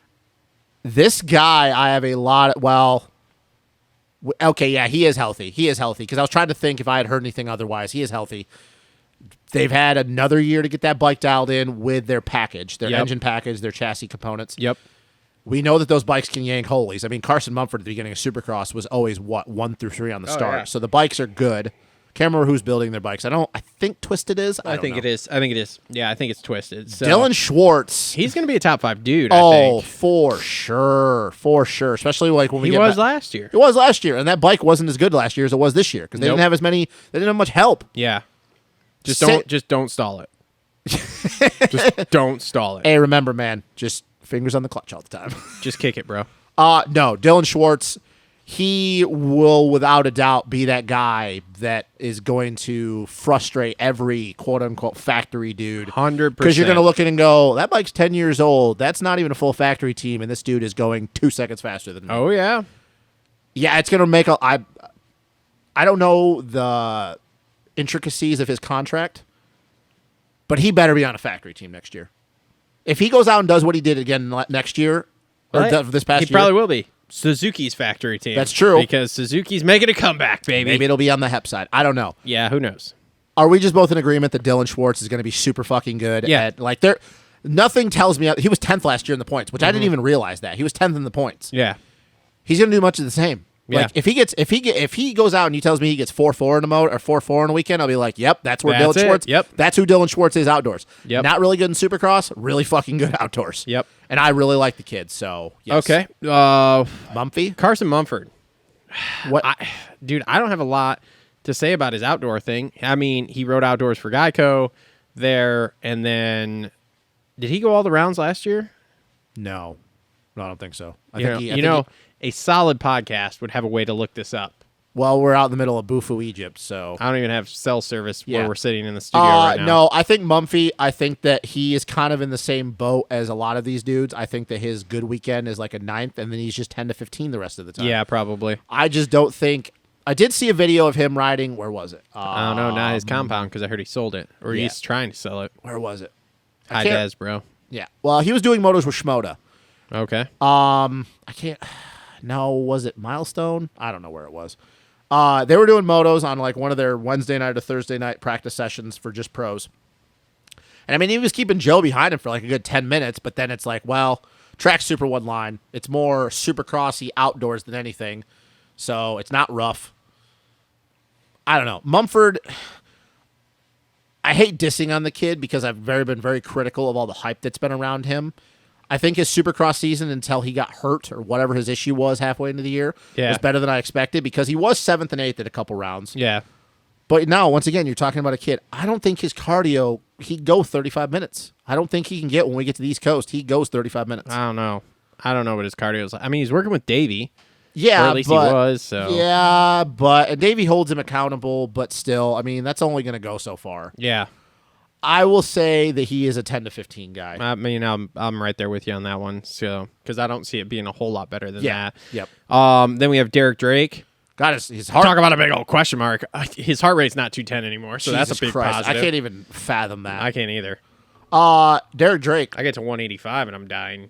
Yeah, I think the highest I've ever been is 190, and it was like fucking. I was dying. That was as death. Dead. Derek Drake Crashed and I was dead. crashed in the whoops. Teammate took me out. I died. I died. I came back to life. Derek Drake, the heart issue is under control, so that is good, just for his overall well-being of living. Yeah. Was solid Supercross, was a 9 to 12 guy. He's a better outdoor guy. I think Derek Drake, he rips some hole shots. I think he runs top 5 for 15 minutes in some motos, and I think he ends up in like 9th. Yeah. I think he is the same thing outdoors as he is indoors. He's 9 to 12. He's better than Mumford. He's This whole team's in the top 15. yeah. While Schwartz, that's more 5 to 7, Yeah. 4 to 7. But Derek Drake is better than Mumford. Yeah. So I will give him credit that 10 to 15. If Mumford's 10 to 15, Derek Drake's 9 to 12. Because let's not forget those. Like, dude, remember WW on that TLD? Like, he was leading for like 15 minutes. Yeah. And then he ragged his shit in the rollers. I think that was the moto that Sexton won. Yeah. So he knows how to go out and run that pace for an extended amount of time. But I think that's the extent of it, though. Yeah. I don't think cardio, obviously now with his heart rate under control, I don't think that's it. I think that he is not done it enough mentally to be able to be like, yep, he can go do that like a Dylan Schwartz. He can go do that consistently. So I think there'll be times like, dude, we go to Fox Raceway when we go next weekend for the opener, and if he yanks a Holy and he pulls a Max Volan like last year and leads for 20 minutes, I'll be like, yeah, I could see that. Yeah. Because he did it at WW in 2020. But once again, he's not done it enough times where I think mentally he knows how to prepare himself for it. Yeah. So like 9 to 12. Same thing as Supercross, which for him, dude, that's great. Good for him. He's not dead. He's not dead. His heart didn't fall out of his chest. So yeah, I mean, I think you have Dylan Schwartz, who is without a doubt the leader of that team. You have a solid dude, 2 dudes in Mumphy and Derek Drake. And then there's Preston Kilroy, who I don't know when he's coming back. That injury that he had at, I think it was Indy, was not good. If I remember correctly, I think it was a femur. So we might not even exciting. Yeah, we might not even see him this year. If we do, he was good last year at the end of the year, but once again, it's another thing that a lot of guys were hurt. So I think Kilroy is a little underrated. Preston's thing is he needs to stop getting hurt Yeah. because he was hurt twice through Supercross. He literally made less laps on the track than Max Volan did. So, yeah, Solid. that tells you where Preston, just come back and make it through the whole season, or Yeah. just make it through what you can. No expectations, man, because he had 2 bad crashes. He probably shouldn't even came back from the first one when he did, and obviously it didn't work out well. So yeah, 4 to 7 guy with Dylan Schwartz, which is fucking phenomenal for that team, and then just 9 to 15 guys with Mumphy and Drake. Yep. I don't think you can expect any better out of a Suzuki team that's not full factory. No, not at all. All right, moving on. Next team, we've got the Rockstar Husky guys. Let's just start right off the bat here. So, how many times per race does RJ crash? And I'm not talking a tip over in the corner.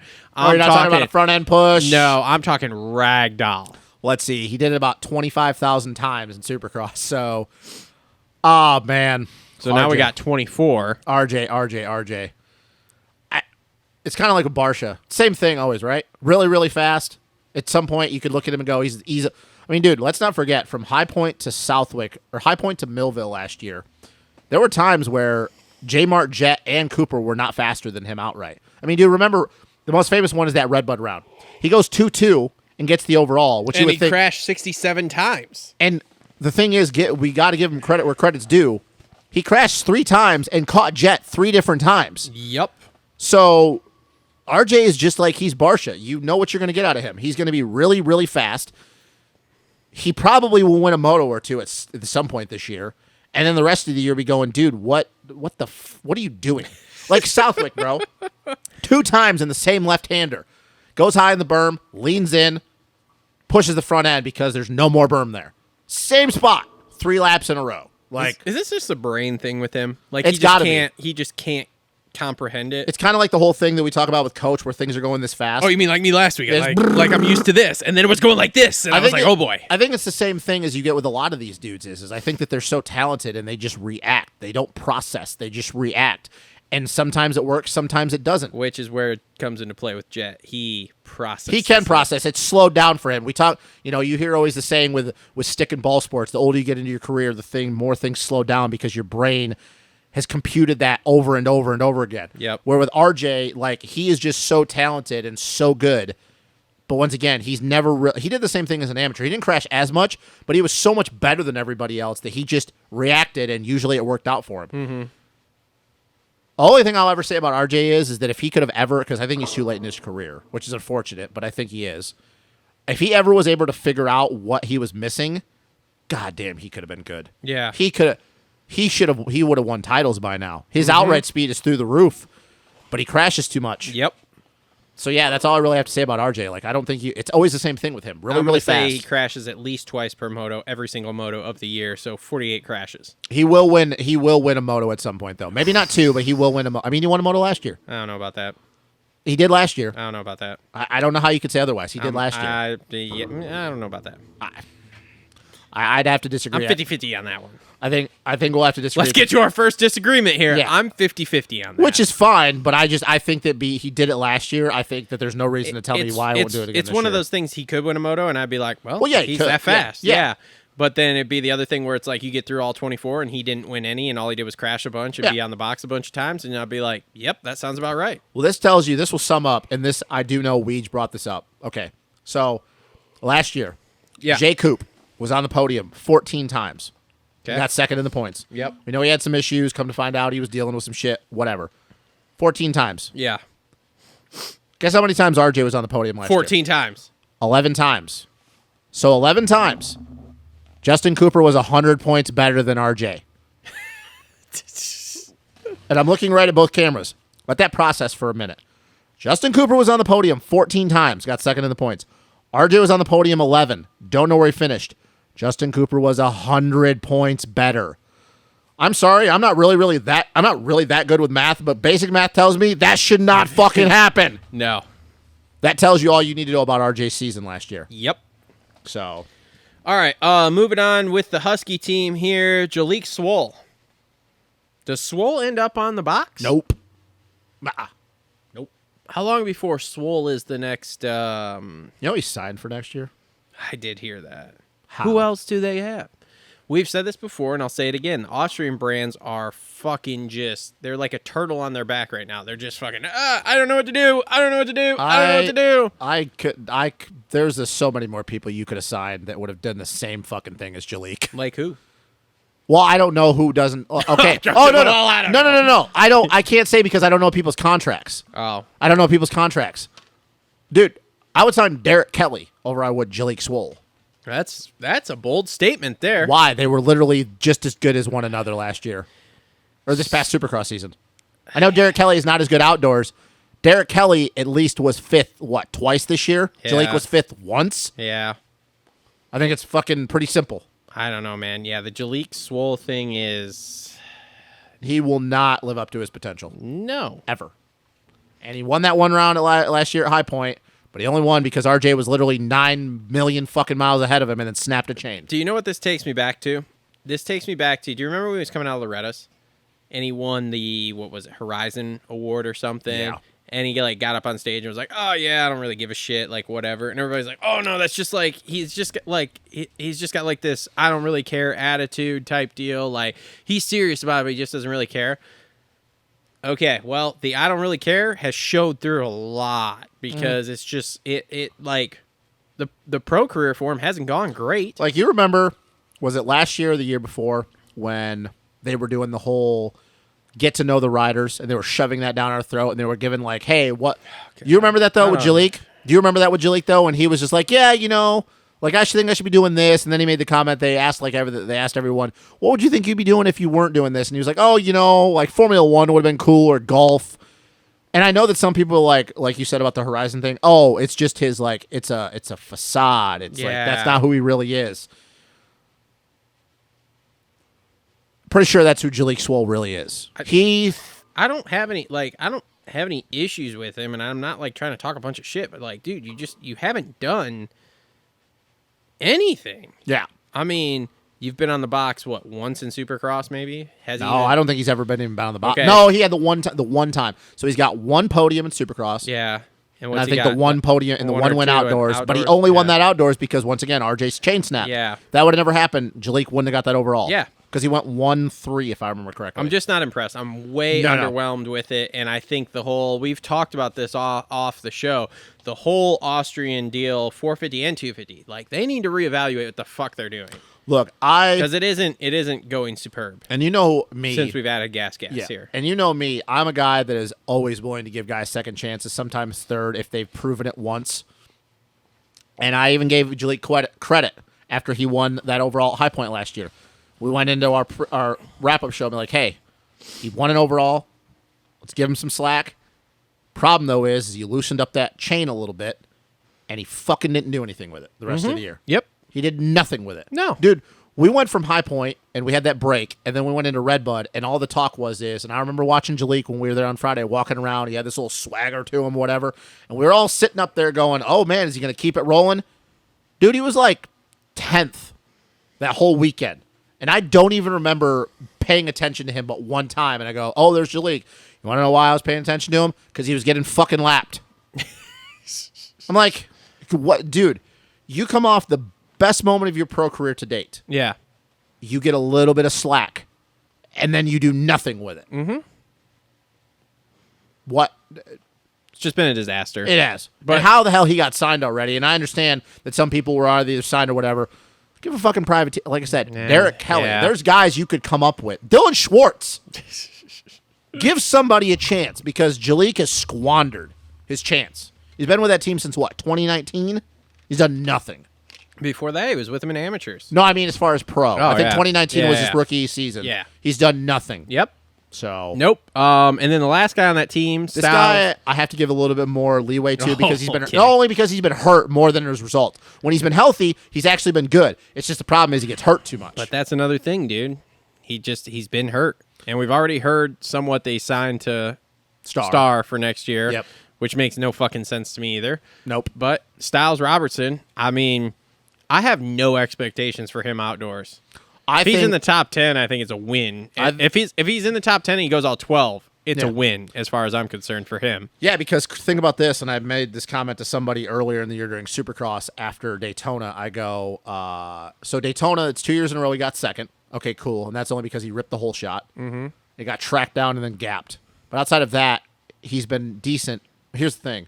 Styles has not finished an entire season once since he's gone pro. Mm-hmm. He has not finished an entire Supercross season. He's not finished an entire outdoor season. And I know sometimes people just get hurt. There's no way around it sometimes. That's just the way your genetics are. Some people are just more prone to getting hurt. Strange. Yeah, strange. Also, here's the thing, though. That's only going to go so far. And I know that his speed is pretty good. But here's the first person that I will say, I think cardio is his fucking issue. Some people talk about, oh, it's a mental thing, or, the technique does not allow him to go for 35 minutes. I don't think Styles, his cardio is good enough to go 35 minutes outdoors. Because, dude, if you remember back to Paula 1 last year, I think he was running 6th. I could even go back to Redbud 2020. He was running top 5. And then 20 minutes into the moto, he starts dropping anchor. Mm-hmm. And he ended up 10th. and like 40 seconds off of where he was the previous 3 laps. Yeah. And I don't know if that's a byproduct of because he's hurt all the time, so he can never fully get to his peak. But cardio is Styles Robertson's issue. That kid fades so badly. And he even does it in Supercross. He fades so badly. Has it come out that he's got Epstein-Barr or something? I don't know about that, but I know... I don't remember, because I remember like the injuries, but I don't remember if it's been talked about with the Epstein-Barr It wouldn't surprise thing. me. It wouldn't surprise me. With Yeah. all the shit we know about all these training facility kids and all this fucking... Yeah, I don't know. He's... P.S. Don't send your kids to training facilities. Yeah, it's a bad idea. Terrible idea. Yep. Horrible. RJ, we kind of know where RJ's going to be. Styles and Jalik, just I don't know what to expect out of them. I think Styles will have a really good first round because he usually does. And then we'll get to round 3 at Thunder Valley, and something will mysteriously happen with him. Which, once again, I don't understand how He's going to go through the rollers, crash, die. I don't understand how he's signed to star next year. I don't get that. That doesn't make any sense to me either. I don't but get that's it. a different conversation for a different time. Yeah. So, all right. Let's move on here. Gas team. Higher ceilings, though? Got to be higher ceilings for these two. Yes. Let's just start with Michael Mosman. Because Jesus is a savage. Go for it. What do you think? He's going to be fast. Is he going to finally get a moto win? That's a great question. It's kind of like with RJ. He's going to be really, really fast, and he's going to crash a lot. Actually, you know what? No, he's not. Okay. I don't see it. Is he the same as last year? Because he was pretty decent at the end of last year, but it's like, yeah. Hey, you want me to go this far? At Redbud, he will rip a start. Okay. He's going to be leading. Okay. He will then crash on the roller on the inside after the downhill ski jump, Oh, God. and that will cost him the moto.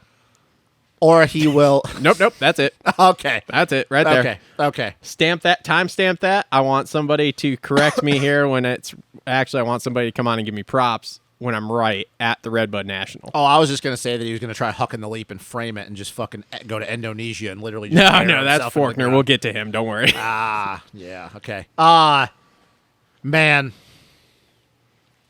Mosman's kind of like RJ, except he hasn't been doing it as long. He's just really, really fast, and you just watch him, and you go, how in the hell does this dude never won? RJ has. But, like, how in the hell has Mosman never won? Because he does these stupid front wheel pushes. Is he becoming the younger Martin Davalos? Yes. Yes. He's becoming the younger Martin Davalos. Yes. It's like Martin, but not foreign and younger. So He's it's like Martin, Ecuadorian. but the opposite. Yeah. And it's crazy, too, because they were talking about this on the Supercross broadcast where, like, he just doesn't even, like, they asked him, like, hey, you remember crashing that corner? He goes, no, I just blocked that stuff out. Listen, Michael, I think you probably shouldn't block that stuff out. I think you should think about it a little bit. I think you should think about it a little bit. Like, why are you doing this? And then there's always a flip side to the comment that I make about people, like, not, like, just reacting and not processing.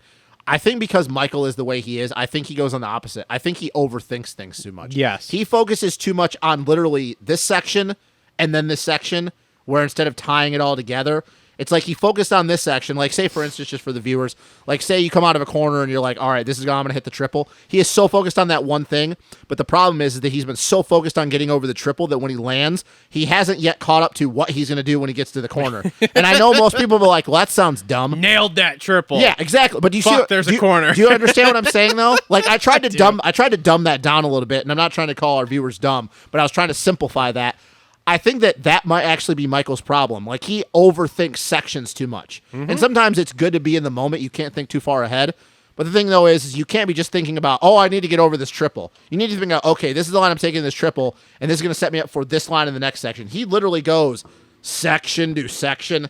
And I think that's why he does some of the things he does, because it's almost like he's over-processing it. It would make sense. That's all I have for Michael, because that's the only thing I can think of. Opposite RJ, that kid is too talented to never have won an outdoor. He's never won an outdoor moto, if I'm correct. Yeah. Never won. He just got his first Supercross win this past year. I don't think he's going to win one this year either. I don't think so either, because I think, once again, even though he's still young, Yeah.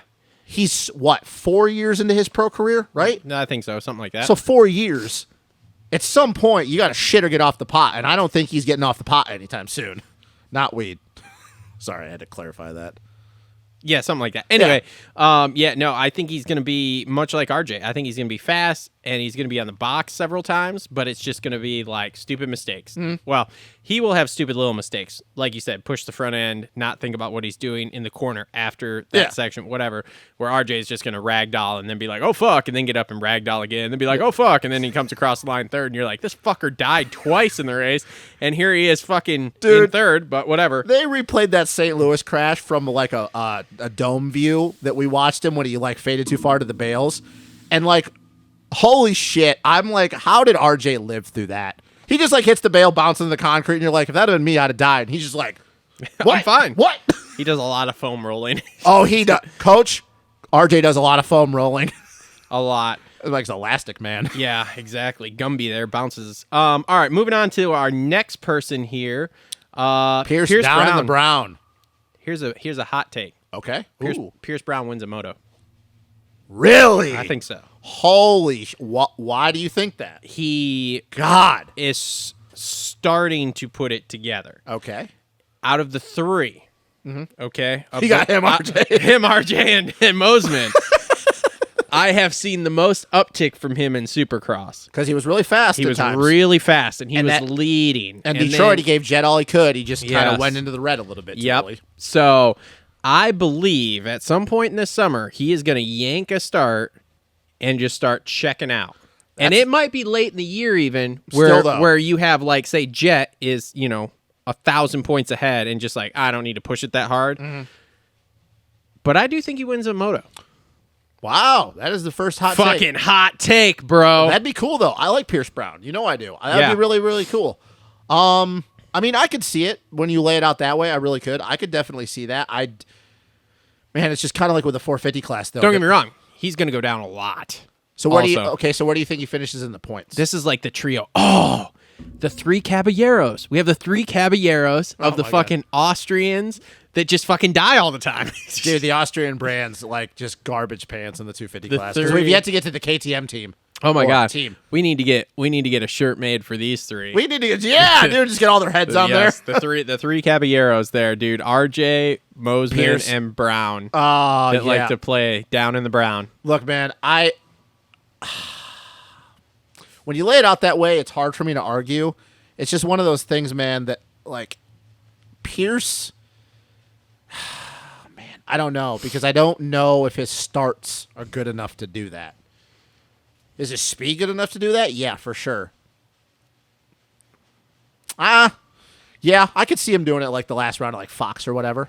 Yeah, good. I really like Pierce Brown. And contrary to what all the shit talking I just did, I like Mosman and I do like RJ.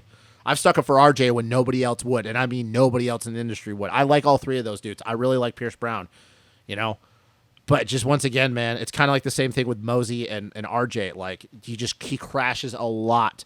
But you are right. He did tone it back a little bit in Supercross. I got an even better one. They're the Three Musketeers. Who's the leader? Is RJ the leader? RJ's the leader for RJ's sure. Okay. Because and Pearson and yeah, because Mosman and Brown, they just kind of like tuck the front ends a lot. yeah. But where RJ's just like Cart roll. ragdolling through the air, just fucking dude, everywhere. it just reminds me, It's goes back awesome. to WW 2020 where Gravity literally tried to kill RJ. Yes. Yep. No, I could see it when you lay it out that way. Man, a lot of circumstances are going to have to come together. I will say this about Pierce. I won't go that far as much as I would love to agree with you. I have to see a little bit more of the first couple rounds. I will say this. It will not shock me if Pierce ends up on the box more than RJ and Mosman do. Okay. But outside of the win, I will say I don't agree yet, but I would love to see it. I think it's gonna happen. So, the last thing I'll say before we get to the last Austrian brand, out of those three, is he the highest, in your opinion, that has a better chance of getting a moto win? Yes. Okay. All right. That's all I needed to know. Okay. Okay. All right. So moving on to the next Austrian brand here, and actually we fucked up because I've thought about this now. They don't have anyone. Why? He's already made the announcement. He's not riding. He did? This is weeks ago. Yeah. I didn't know He's that. out for outdoors. I didn't know that. So KTM has no one. Yeah. See, we all knew, like, I don't know if everybody knew, but, like, we knew they were looking for a guy. I didn't know he made that announcement. Yeah, it was a video with him doing a practice start at the bakery, and yeah, it was he was out for outdoors because he hurt something. We all know what it really is. Yeah. So Max Volan's not riding So outdoors. what the hell? KTM's trying to buy him out of his So contract. when was this done? Like, was this 2 weeks ago? This was a while ago. It was weeks. You know, the wild thing is that Racer X, then, they did their thing 2 weeks ago. It was filmed 2 weeks ago, and they were talking about Max riding outdoors. I'll So I go wouldn't- back after this, but I'm 99% sure he's not riding outdoors. I mean, it wouldn't surprise me. Comment down below if we're fucking idiots and we're wrong. Actually, I'll probably comment and pin it anyway and say, hey, we're fucking wrong. Max Volan is riding outdoors, and he's going to fucking, who knows what the fuck's going to happen. That's going to be really Big weird old that question KTM's mark. not going to have a 250 guy if he doesn't ride. That was why they were trying to get Max, remember? Yeah. Ansty, by the way. Yes. Ansty, by the way. Which he turned them down because they probably aren't paying anybody. So anyway, okay, so we're off on that one. Wow. All right, moving on. Next team here. We got two big ones coming up. Oh, we do. Pro Circuit Kawasaki. You want to start with Jet Reynolds? Yes, I do. Okay, Jet Reynolds, I don't think will be there until Thunder Valley, and he's going to crash and break his other wrist. Okay, all right, there we are. No, Moving I on. mean, I'm sorry. Just, the kid fucking broke his wrist on press day on the first lap on a Dragon's back. Like, what the? What is he gonna do? Like, this has been the biggest fucking mistake I've ever seen from a factory team. Jet Reynolds. Really? This is the biggest mistake? I mean, I think I could think The of biggest ones- mistake this week, or Jet Reynolds, look, very accomplished mini rider as an amateur. Even had a pretty good big bike career. Jet Reynolds literally never won a fucking Loretta's title, other than I think it was 250B stock maybe, and he didn't even. No, I don't think it was even that, because I think 3 years in a row he went to Loretta's and he never made it through the week. What the hell makes anybody think he can make it through 12 rounds of riding outdoors? he can't. He can't. And we've talked about this at length. We've talked pisses about this me at off. nauseum. These kids come up. They have trainers that overwork them. That's why they've all got Epstein-Barr That's and when you got everybody Addison's pampering disease. your ass. Oh my God, you're the greatest. You're gonna do great. They're all fucking malnourished. That's why they all look like fucking Twigs. anorexic Ethiopians. Like, it's fucking insane. And this is what happens. You're malnourished. You don't have the proper nutrients in your body. Everything, no matter what they say about getting their blood work done, that everything's fine. It's fucking not. You're not sleeping at night, so what Coach always like to, you're adrenally fatigued, like Yeah. you're smoked. And then you do something like you crash over Dragon's Back, and instead of bending and bouncing, you fucking break. Yeah, you stiffen out like fucking cardboard. Or And not that- cardboard, and- like wood. And this is what's happening here. So Even if he does make it through outdoors, I would be hard-pressed to see him doing any better than 15th.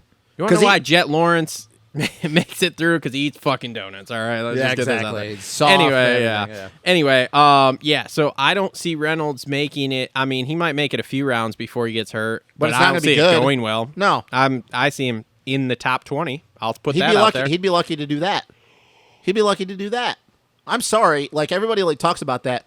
Dude, his last year as an amateur, Chance Hymas and Levi Kitchen beat Hymas, I can't wait to see him come up here. Did you hear that there's a possibility that somebody that they're talking about Myrtle's trying to just maybe make it where he just doesn't even ride outdoors and do World Supercross and Supercross? Maybe, The first 250 guy to do it. maybe. But anyways, Kitchen and Hymas beat the brakes off of Jet Reynolds. Beat the brakes off of him. Mm-hmm. No, I'm not high on Jet Reynolds. I'm just not. I'm not either. But you guys can call me an asshole. I'm not giving the kid a chance. I watched enough of Jet Reynolds' amateur career, and after he got off Super Minis, he did absolutely nothing. The Jet Reynolds fanboys in the comments right now. He did nothing. He did nothing Yeah, after he hasn't. Super He Minis. hasn't done anything since he was a kid. So, all right. So, from one person who won't do anything to another, Seth Hamaker. Hamaker will do something. It's just if he can stay healthy the entire season. I bet he makes it. I bet we're lucky if he makes it 6 rounds. Yeah. I mean, once again, you're talking about somebody got smoked by Out by a trainer, and Yep. here we are. And Yep. now they can't race outdoors. So The problem that sucks with Seth is he's going to be the first guy that you look at and go, if he didn't have those issues, God, he'd be good. I mean, last year outdoors, like, let's not forget when Unadilla and Buds, he crashed at Buds. Unadilla, I think he had a bike issue. He was top 5 in the motos before he had issues. Yeah. So his speed, I think outside of Fortner, speed-wise, he's the fastest dude on that team. It's just we know that when you have EBV, it never goes away, which really sucks because I love Seth. His body has failed him at way too early of his career, which is the worst thing in the world because, like I said, I have so much confidence in this kid. If he never would have had that, I would say, would be the best dude on that team because look how good he was at the beginning of Supercross. I know it was a short little stint that we saw, but dude, we were looking at it and going, holy shit. Like, this kid could be battling with Christian Craig for the title. Once again, his trainer fucking failed him. He smoked him out. He got ABV, and now he's never going to be the same. I will say this, and I don't disagree with you because, once again, we know that once you get to the East Coast rounds, I will say this. I think that for most of the time before he bows out of the series because of that EBV flares up, he's going to be top 5. I think that he'll be top 5, but I think that when it finally flares, I think that it's going to go downhill and we won't see him for the rest of outdoors, which really, really sucks because, like I said, I really, really like Seth a lot. Needs to get on that Supercross only deal. Yeah. That's his best bet. Because, dude, he was really good at the beginning of Supercross. Yeah. 2-2 or 2-3 or whatever it was. Something like that, yeah. Yeah, I don't know. It's just very unfortunate to look at a kid that has that much talent and a kid that genuinely just loves to ride and is actually determined. Yeah. And his fucking previous trainer smoked him. Yep. All right, moving on. Joe Schmoda. Now, do we see normal Joe, where he's like, say, just a consistent top 5 guy here this summer? Or do we see Supercross Joe, where he's trying to push the pace to get to, say, Jet and Hunter and Faulkner, and he's just hitting the deck all the time? Which one do we see? I think we see normal Joe because we looked at the end of Supercross. I think it was starting at the East-West Showdown. He was starting to mellow out. He was starting to mellow out because, Okay. like I talked about at the beginning of Supercross, he was riding past of what he is comfortable with doing. His smooth style does not allow him to do what he was doing consistently, and it bit him in the ass because he is a very technique-sound guy. But here's the problem. So he was really good last year, and he was even good that last year on Geico. He was a 5 to 10 guy. I think he was on the box a few times last year at the end of the year, got a bunch of fourths. He's not doing any better than a fourth, though. That's the thing. I don't see him being any better than a fourth. Yeah, I don't know. I don't think his speed is good enough. No. I just don't. And I really like Joe.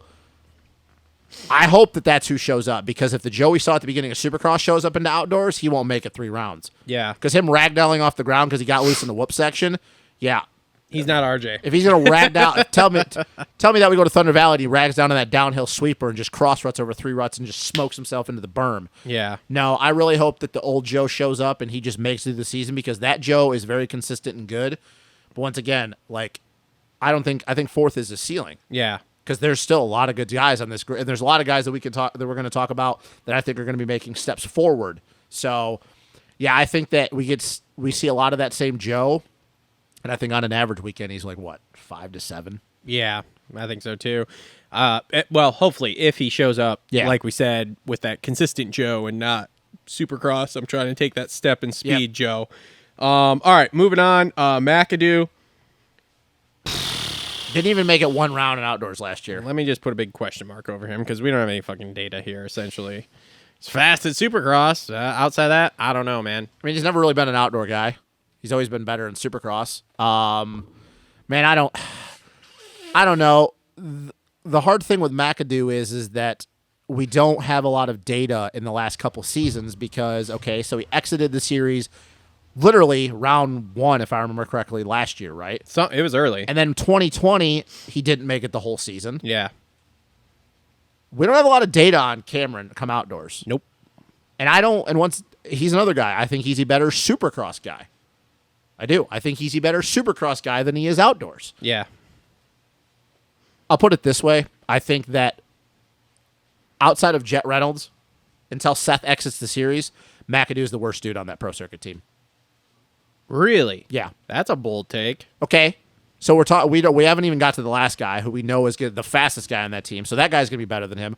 Joe's more consistent and Seth's faster than McAdoo outdoors. So I said outside of Jet, until Hammaker exit the series, McAdoo will probably be the worst finishing guy on that team. Interesting. Okay. All right. Now when you insert Jet Reynolds, then obviously Jet's the slowest. He's the worst dude on that team.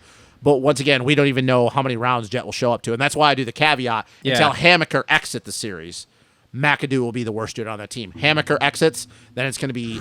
That's a bold move. Cameron's not faster than Seth outdoors. He's not fast. He's not more consistent than Joe, and we know he's not even close to Faulkner speed outdoors. And he hasn't made it the last 2 seasons. So that's why I say with a caveat, until Hammaker exits the series, McAdoo's going to be the fourth placing guy on that team. I'm not gonna go that far. I don't know. I think it's gonna be a toss up between him and Hammaker. But Hammaker's faster than him, though. When's the last time McAdoo's gotten fifth in a moto at any point outdoors? I don't know. I don't remember McAdoo riding outdoors since like Geico Honda days. That's my point. Hammaker already did it. He did it last year. All right. Well, hey, whatever, man. Dude, cool, chill. No, Relax. I'm chill. Don't get up and flip the table. There's a lot of expensive shit on it, I just don't see, including these new Dylan Danger Zone I know, shirts. right? Make sure to pick one up. I don't see any. If we're going off of evidence, there's no evidence to tell me otherwise. McAdoo has never been a podium guy outdoors. I don't even know if he's ever even gotten a top 5. He's usually been like a 7 to 10 guy outdoors, and that's his cap. He's a better Supercross guy. All right. Fair enough. Not that I don't like him, and obviously I like his trainer Nick Way, but evidence has proven since he's went pro, he has always been a better Supercross guy. Mm-hmm. Now, if he learns to back it down a little bit, kind of like a lot of these kids in this class, then maybe. But, dude, he hasn't made it through an outdoor season fully Yeah. in a long time. So there's no evidence to prove otherwise. All right. Last guy on that team, Faulkner. Okay, so where does he slot in here? Oh, dude. He's gonna be fast. I think. Does he make it through the whole series? Let's Yes, start there. I think he makes it through the whole. Well, we got to look at it in Supercross. He didn't make it through the whole series. Was not his fault. Yeah. And we saw he came back. He blitzed that heat. The Chipmunk. Oh, he blitzed that heat race at the East West Showdown when he caught and passed RJ. Yeah. He won Foxborough. Yep. I mean, dude, we kind of talked about it last year outdoors. Look, Fortner just wants to make it through the season. He wants to make it through the whole season healthy. Can't crash. He's got to start putting this together. The beginning of Supercross was good this year, and then we don't need to relive it. The thing with him and Jet was not his fault. So he didn't exit the series because of something he did. It was just bad circumstances. Came back, killed it right away. Last round wasn't great, but we kind of feel that like he was looking at it, well, kind of off the high of Foxborough, like I'm not really in the points. What's the point? Yeah. And bad starts the whole time anyway. People forget, Fortner, he's won outdoor races. He's won overalls. I know it's been a long time, but once again, the last time he was fully in an outdoor season where his head was there was 2019. I think he got 4th in the points that year. Speed is not the issue with him. I think it depends on if the Fortner of old shows up. Yeah. I think Fortner's going to be right in that top 3 points battle. I'm not saying a title.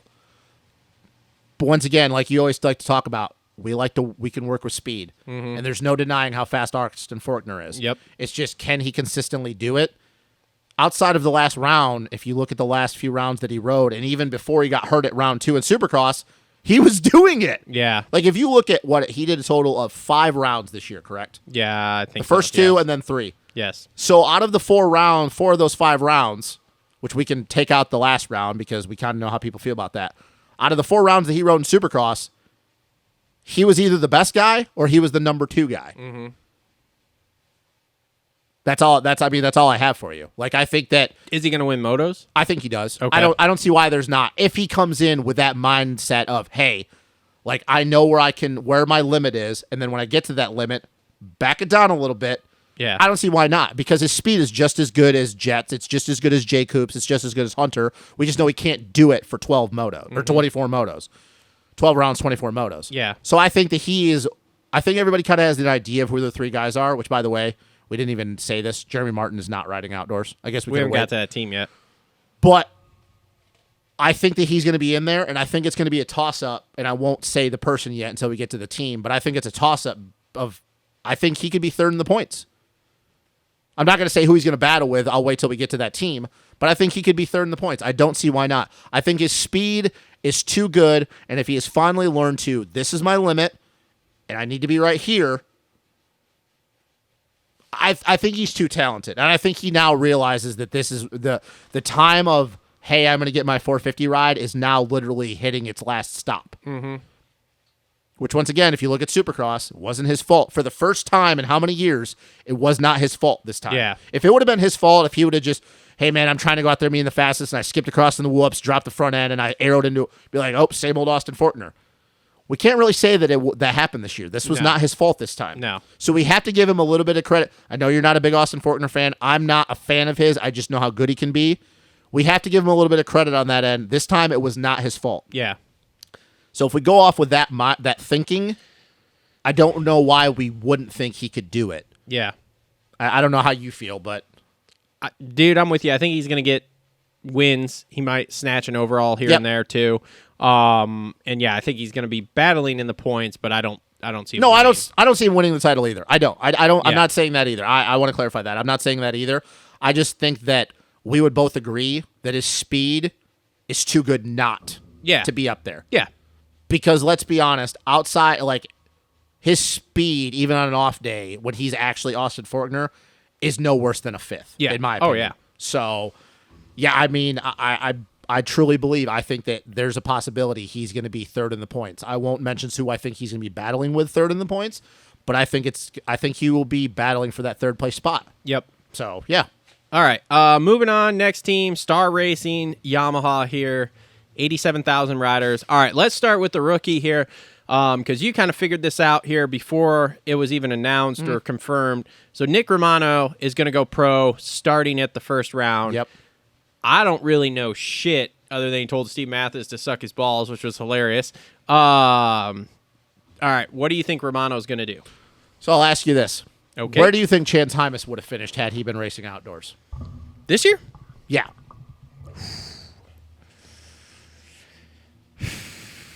God, I don't know. Chance is good, but I just don't If know. you were to just guesstimate, just give me a spot. You don't have to be precise. Top 8? One spot better. Okay. One spot better. So he's going to be a 4 to 9 guy? Yes. Okay. Wherever you think Chance Hymas, and this is just, I'm asking you because you're a Yes. big Chance Hymas fan. I like Hymas too, but I'm more of a Romano guy. Wherever you think Chance Hymas would have finished, one spot better. 4 to 9, Yeah, essentially? one spot better. Romano has got the speed. He's got the cardio. He has the determination. He's another kid that just genuinely, I mean, dude, he'll go ride sand tracks and pound out 35-minute motos for fun. Like, that's what he does. And then he goes on a cycle ride. Yeah. Like, that's his thing. Okay. He loves to ride. He kind of was an underdog for a lot of his amateur career until he got into 85s, and then he slowly started just winning more and more and more. He's foregoing this season because of a lot of the health issues going on with the star team and guys not being there for outdoors. Yeah, I think if anybody were to just have a gauge of where they think Chance Hymas would have finished, go one spot better, and I think that's where Romano is. I think that because he's a rookie, there's not going to be a lot of expectation because he wasn't really even supposed to ride nationals until after Loretta's. But yeah, I think that 4 to 9 is kind of where Romano's going to be. Okay. I think that's where he's at. I think his speed of being consistently in the top 5 is a little off yet, but he is Yeah. a rookie. But outside of that, like he's very well rounded. He's a very solid dude. He doesn't make a lot of mistakes. And when I watch him ride, he kind of reminds me a little bit of Justin Cooper. Okay. If that helps at all. I don't know if it does. It probably doesn't. But he just kind of reminds me of a Justin Cooper, except maybe a notch down. So he's going to like slide out trying to scrub the finish line jump on lap 1 of Red Bud oh or my what? God, yeah, maybe Okay. or Washougal. All right, sweet. But yeah, I don't know if that helps you at all. But I think that's where he's going to be. Okay, cool. Colt Nichols. I'm afraid I don't know. This is going to go well. Colt's outdoor season was not great last year. I'm going to hide under the table. Doesn't seem like it's going to go well. And he's coming back from an injury that he just got on the bike last week. It really sucks too because he's going to bow out. He's going to bow out of the 250 class. He's going to point out he's been talked to by some factory teams. Once again, though, Colt, he's had good outdoor finishes in his career, but he's not an outdoor guy. No. He's a supercross guy. He literally won the title in 2021, and 2 years before that, other than getting hurt, 2018, 2019, he was battling for the supercross title and then made some bonehead moves. Man. It's hard for me because I really like Colt. I really like Colt Nichols. I really do. And as if our other co-host was here, Cole, he's also a very big Colt Nichols fan. So he's a big homer for him. He's more than I am. He's a big homer for Colt 45. Six style, cool dude, but yeah, he's not a great outdoor guy. He's not. He's got on that Supercross only program. He probably will. Oh, I think yeah. he'll be 100%. So with him going to the 450 class, he will probably be Supercross only. Yep. Which just sucks because I think he actually likes riding outdoors. I think he just realizes his limit of outdoors compared to Supercross. Yeah. Yeah. So, I mean, he's in the top 10. 8 to 12. Yeah. 9 to 13. Yeah. Maybe like a Derek Drake spot. Yeah. Weird. Yeah. Yeah. I think I would have to agree with that. Okay. All right. Justin Cooper.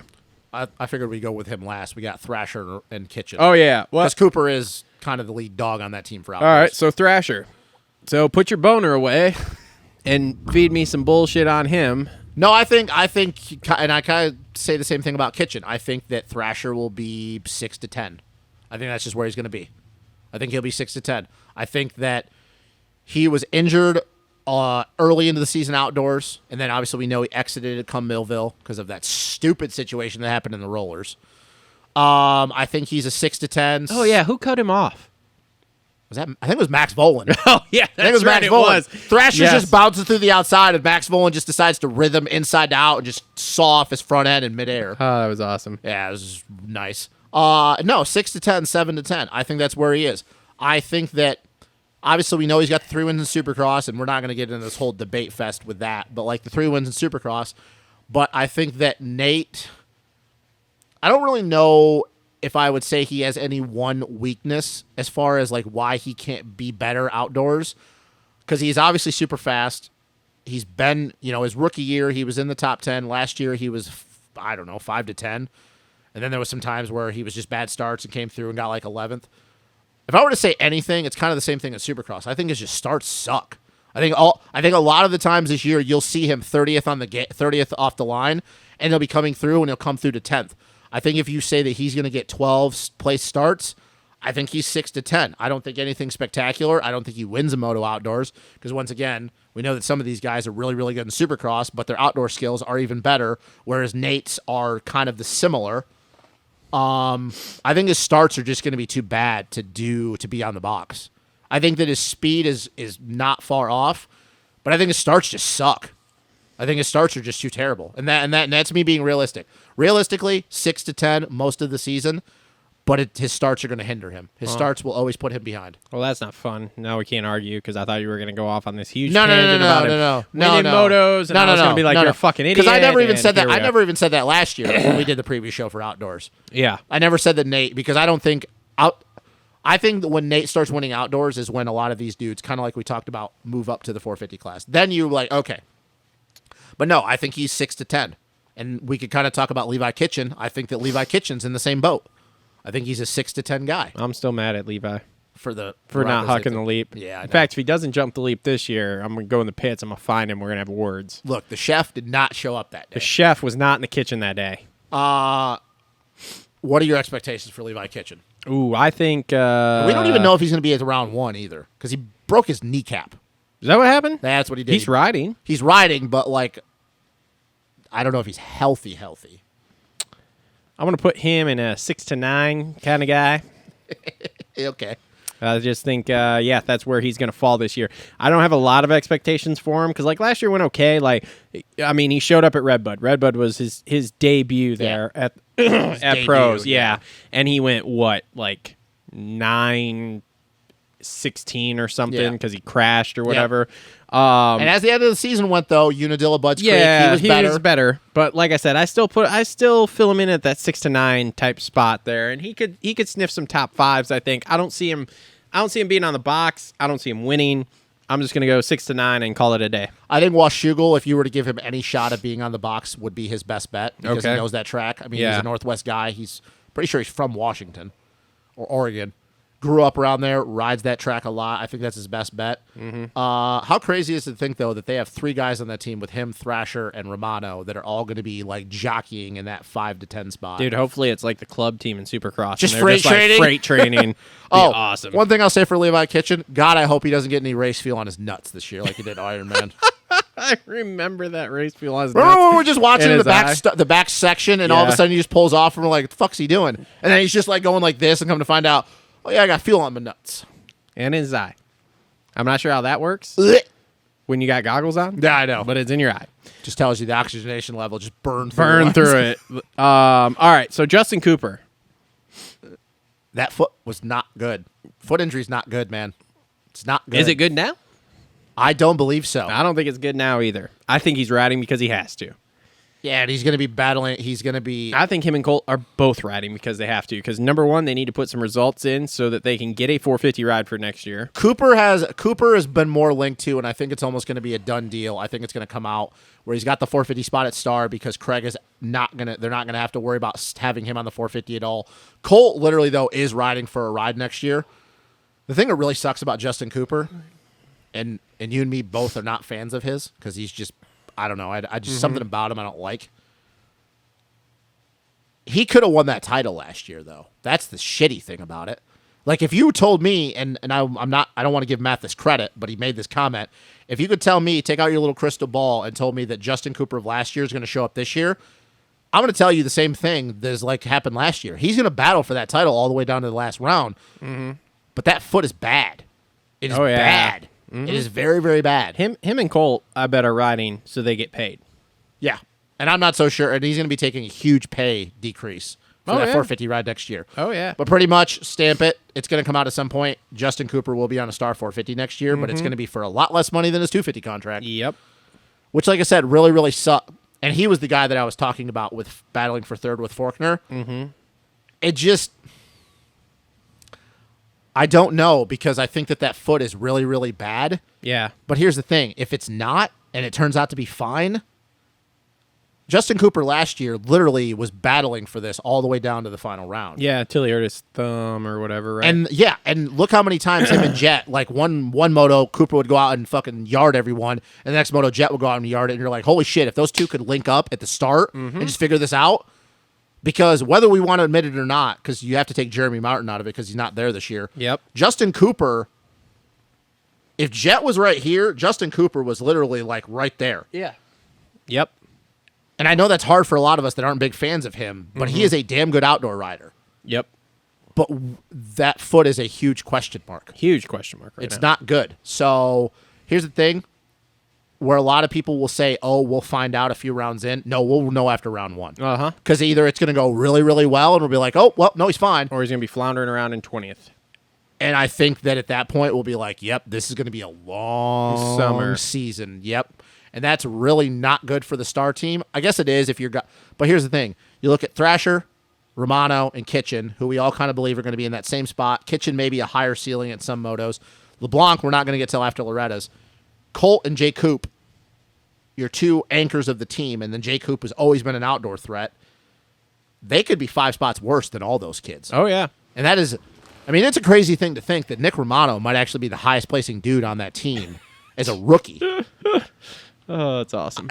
It just sucks, and it really sucks too. And we haven't even talked about J-Mart. Everybody knows at this point he's already signed for next year. The battles we could have had with J-Mart and the Lawrence brothers. But J-Mart did the smart thing. He did. He really did. He signed, got out of there early. Yeah. Oh yeah. Because let's face it, anything he did outdoors here was not going to help him. No, because his labrum is jacked. His labrum's jacked. We all know what happens at Star when you get close to end of your time at Star. How crazy is it to think, though, that J-Mart, like the first person to still be on a team and just said, nope, I'm out. See, I'm already signing my contract. In typical J-Mart fashion, he's like, well, I don't give a damn. And he's just... No. Well, we heard that Star was pushing him out. Yeah, anyway. they were pushing him out, but it's funny that it... Okay, they pushed him out. But what I guess I mean by that is the fact that we already know about it. Yeah. Usually we'd be like, oh, hey, it's September. Yep. And now we already know about it. So it's a bummer.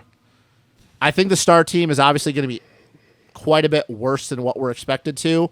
But if those 3 kids are 4 to 9-ish, then I think it's a win for them, because even as pissed off as Bobby Regan is probably right now, he's probably also has to realize that like the 3 kids that are going to be anchoring the team this year, if they're 4 to 9,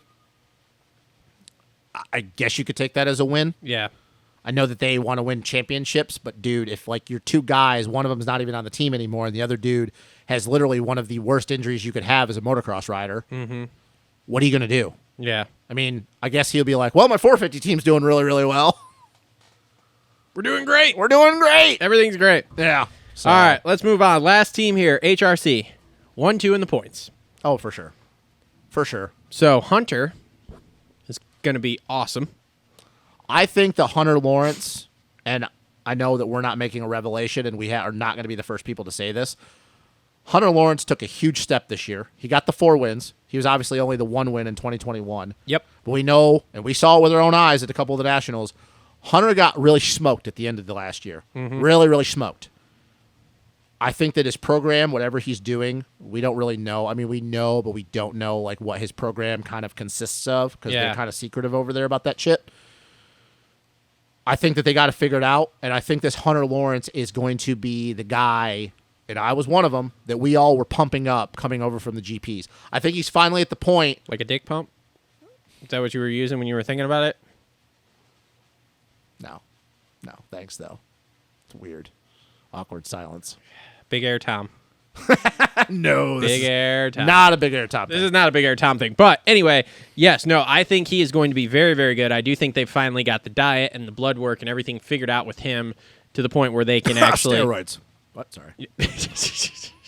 Sorry. To the point where he's going to make it through the season. I think he's going to be really good, but he's going to get a whole lot of seconds.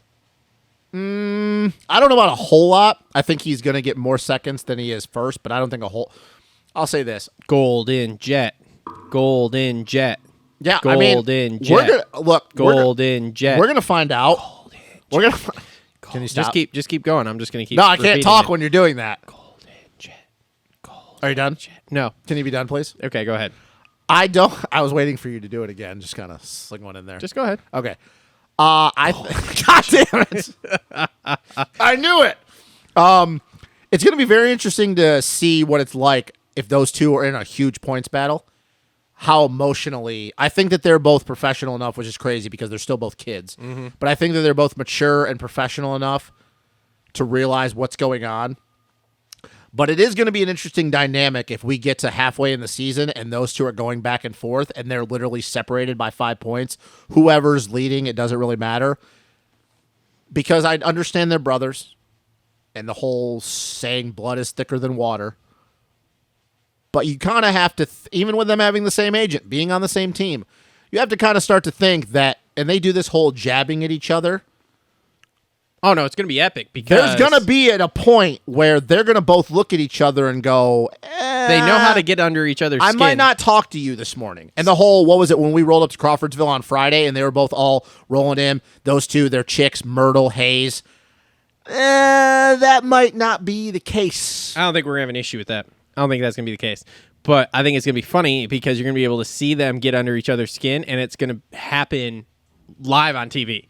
Like, let's face it, Hunter's going to get on the podium and talk about, yeah, you know, my little sister over there is doing big things right now, and he keeps getting me, but one of these times I'm going to get her. And then she's going to cry. And then Jet's going to be like, yep, never heard of her. And yeah, it's going to be awesome. But they know that because they're family and they're brothers. I'm not saying they're going to take each other out. Exactly what little, no. But they're going to know exactly what things to say to kind of get under each other's skins to try to kind of play head games.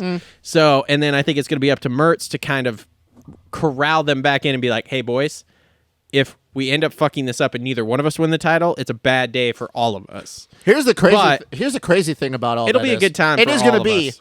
But here's the thing. Golden Jet.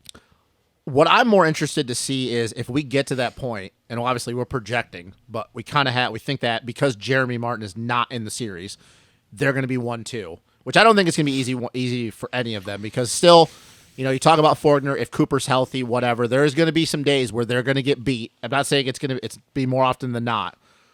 It's going to be very interesting, though, to see how they're going to race each other. I'm not saying they're going to be dirty, but we both know they're very smart guys. Mm-hmm. Racecraft is very, very good. They know how to anticipate things, kind of like what Cooper Webb does in Supercross. They have a good understanding of what guys are going to do in certain corners. Hunter's not scared to throw it in on his and that's brother. what I mean. And that's what I mean, though. We know they're not going to tee off on each other and saw off their front end. No. But we know how Jet is very good about manipulating corners and stuff where, hey, I'm going to swing out wide. I'm to the outside. I'm going to let you keep pushing in, and then I'm going to straighten out, and I'm going to take out I'm going to, chop off your front end. Not take you out, but he did it quite a few times with RJ. He did it with McAdoo. He did it with Pierce. If they start playing the cat and mouse games, we know that mentally they're both very, very strong. They can get underneath each other's skin, but here's the thing, though. Neither one of them are going to break. Mm-hmm. So if you have two guys that are very mentally strong, and that is kind of how sometimes you win championships, if they're going back and forth, is it going to be a stalemate? Like, well, how is this going to play out? Because if you go off of last year, Jet was exponentially better than Hunter. And outside of the Southwick weekend when Hunter just yarded everyone, Jet was obviously faster. But if we think Hunter's finally taken that step, he's going to be right on par with Jet. Mm-hmm. Here's the problem. What games are you going to play to defeat the other one? Because, think about it. If you get to the point where you can't outthink the other person, the only other way, and you're not faster than them, you're both the same speed, and your starts are really good, The only other way to get around somebody is be aggressive. And we know that, yes, they are not afraid to get in on each other. You gotta be aggressive. Be aggressive. But honestly, how aggressive, honestly, how aggressive do you think they're going to get with each other, though? Because they still have to realize they're brothers. They both have the same agent, and they both ride for the same team. I mean, I see Hunter being more aggressive than Jet. But what does that aggression look like to you, though? Oh, he'll take his front wheel out. You think so? Oh, if it comes down to it. Yes. Really? Oh, yes. And you don't think Jet will do the same thing to him? I mean, Jet this year was a little spicy with certain guys. Yeah, Jet will probably park him. But I think Hunter's got just that little bit extra when it comes to that. Mm-hmm. That little bit more grittiness where Jet's going to try to continue to try to outthink him. Yep. Yeah. But here's the thing. As good as Jet is and as smart as he is, his talent is better than Hunter's, but I don't think he can outthink Hunter. Because I don't know. Because, yes, you will say talent, Jet is he's just a couple clicks better. But as far as, like, the mental thing, they're both really fucking solid in that department. Yeah. So it's like Jet, where if he's racing Fortner, he knows how to outthink him. If he's racing Justin Cooper, he knows how to outthink him. Yeah, he can outthink Jeremy Martin, but Jeremy Martin's just going to bulldog it. Yeah. Hunter, I don't really know if he can outthink him because they're kind of the same brain. Yeah. Yes, obviously Jet could do things on the bike that Hunter can't, but Hunter makes up for that in the fact of his determination, how smooth he is, and he's just as smart. So this is the interesting thing to me about this whole season is if we get in this back and forth, what is the riding going to start? Because at some point, one of their riding is going to change a little bit. Yeah. And it's like, look, I'm going to be real honest with you. Hunter's brother is fucking good. And I'll be real honest with you. The Hunter brothers are really fucking good riders. No, man, it is a question for me. Like, I know that, and we might as well get into it. I know that you think Jet's going to win, and I think he's going to win the title too.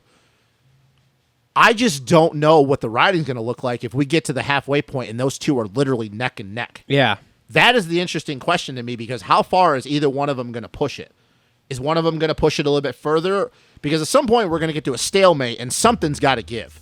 Yeah. So who's going to be the first one to blink and who's going to be the first one to, hey, I'm going to take you. You know what I mean? Yeah. And that's, I think, the more interesting thing to me. So here's my opinion on it. Hunter is grittier and will do more of the, I'm going to come in, take your wheel off, elbow you, whatever type deal. Jet has 2 clicks more on the thinking side of things, of how to, like, go into a corner and square it off differently or run a different line. Like, dude, I could see Jet doing something like, so I could see, just because I know the Redbud track so well, I could see them coming off the leap with Hunter on the inside, Jet on the outside. Yep. And Hunter thinking, okay, cool, here's what I'm going to do. I'm going to go inside, I'm going to jump, I'm going to go inside, I'm going to fade out in the short chute and just saw off Jet's front wheel. Yep. Not saw it off, but, take it out to the point that Jet goes down or whatever, or has to stop, whatever, and go in and take the lead that way. And then I could see Jet coming in and going, okay, what he's going to do is fade out wide here and try to take my front wheel. And he comes off the leap and he's going to pivot super hard and actually jump the, like, berm rut, whatever the fuck you want to call it, on the inside, and then go back to the outside, going into the finish line, turn there at Redbud. Like, I could see some shit like that happening where it's like, oh, look, Hunter's going to get him, and then Jet's like, nope, and, like, jumps around him. Or, like, Jet has a smidge of a brain fart for a second, and Hunter comes in and is just like, boop, see ya. And like I said, that is going to be the wild thing to watch it play out if it gets to that point because, like I said, it's going to be great. The winner in all of this is us. Oh, I know. Because at some point, if one of them is getting the other one, especially if it's on the last lap, a little bit more than the other, and I'm not going to say who, the other person is going to get fed up with it. And at the end of the day, the fact that they're brothers, they have the same agent, they ride for the same team, but they still want to beat the other person. Now, they're not going to go out there and intentionally hurt each other. That's dumb. We know that's not going to happen. But at some point, one of them is going to get a little pissed off. And I know that Jet has got this cool demeanor about him, and he's like, yeah, Hunter, like, I'm good for you or whatever. Almost not like a condescending way, but kind of like a little poke in it. But even you being the biggest Jet fan cannot sit up here and say that if we get to a point where Hunter is just edging him out every other weekend, that at some point Jet's going to be like, you know what? Fuck you, big bro. He's going to get pissed. Yeah. He's going to get a little pissed. Now, what happens afterwards? Well, we're going to find out. But that's the thing that I'm most looking forward to is what's going to happen if this is the dynamic that is going to go on between them on the track. They're not going to take each other out, but how much harder are they going to race each other, being that they know each other so well? Because let's think about it. We have not yet to see that happen between Yep. them since they've been racing each other since 2020 COVID season. Yeah. We have yet to see that. We've never really even seen them actually battle each other on the track. So I don't really know what we know. I agree with you. I think Jet wins the title, but I think if anybody thinks that this is going to be a cakewalk because J Mart's not there and that J Coop is, whatever, you're fooling yourself. It's not going to be a cakewalk. This season is going to be really good. Jet Lawrence still might be your champion, which I believe too. I think he's going to. But anybody that believes Jet's just going to walk off into the sunset and fucking win 24 motos, you're fooling yourself. That's not going to happen. All right, well, let me ask you this. Does Jet win 18, 20, or 22 motos? None of those. I don't think he even wins that many. There's no way. I can't 18, 20, or 22? I can't go off of what I just said and believe that he's going to win that much money. I'm going on 20. No. 20 out of 24. There's no way. There's no way. And then I think Hunter wins 2, and Fork wins 1, and Pierce Brown wins 1. No, Boom. I don't Called think the so. season. Jet's Everyone tell me how wonderful I am. Jet's not going to win that many motos. He's just not. There's no way. I think he's going to win the title, but to think that he's going to win 20 motos out of 24 when he didn't even do that last It's like season. a younger 2016 Ken Roxon. Just smooth No. as silk. Just Nope. as long as he doesn't have a fork problem, dude, 20 motos. No way. No way. All day. Nope. I can't see it. I can't see it. Because the difference is that in Supercross, he's so much the disparity in his racecraft and how smooth he is so much higher than everyone else's. But outdoors, there were and we talked about this, and we could even it's not worth it, but go up and throw some of the clips that we did halfway into the season last year. How many times last year did we, like, perfect example, Budds Creek? He got a 12th place start, and he got into 7th. And once again, we know that when it's 100 degrees out, there's sometimes your body just doesn't want to go. Or no, better yet, Unadilla, the first moto.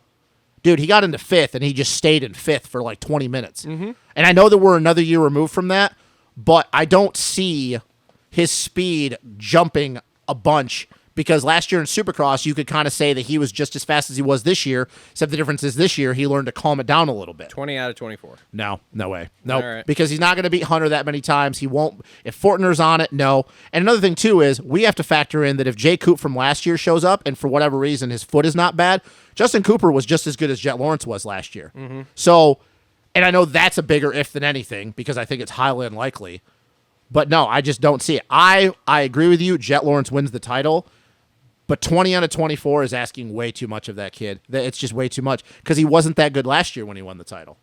He just wasn't even close. There were times last year where you looked at it and you go, oh, okay. I mean, dude, look at Southwick last year. He got smoked at Southwick last year.